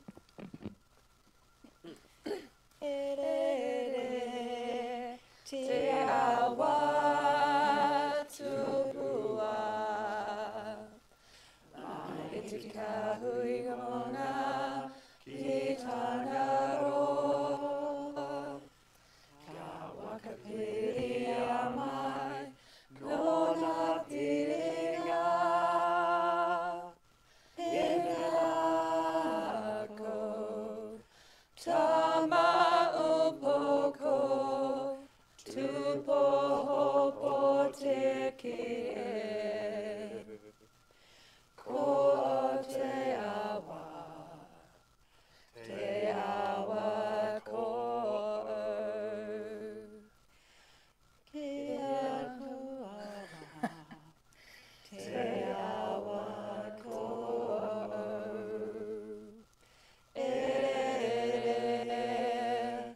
te awa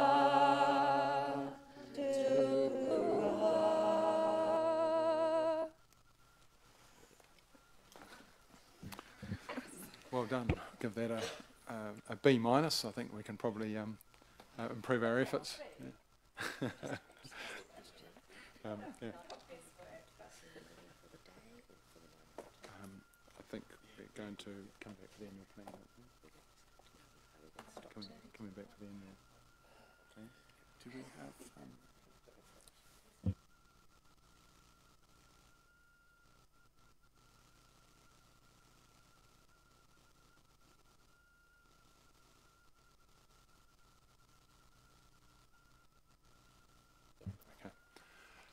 So we're going to have a motion that the council adjourns the meeting and all subsequent business and reconvenes at 9:30 a.m. on Wednesday the 25th of October. That's tomorrow. And do I have a, can I have a mover, Councillor Philippa, and a seconder, Councillor Josh? Okay, so the meeting has been adjourned. What's that? Oh, sorry, all those in favour? Against? Motion is carried. I'd rather carry on. Rob, Michael, Peter. I mean, I would like to comment on it as well. It's a procedure. Okay. Okay. Meeting's adjourned at 12:25.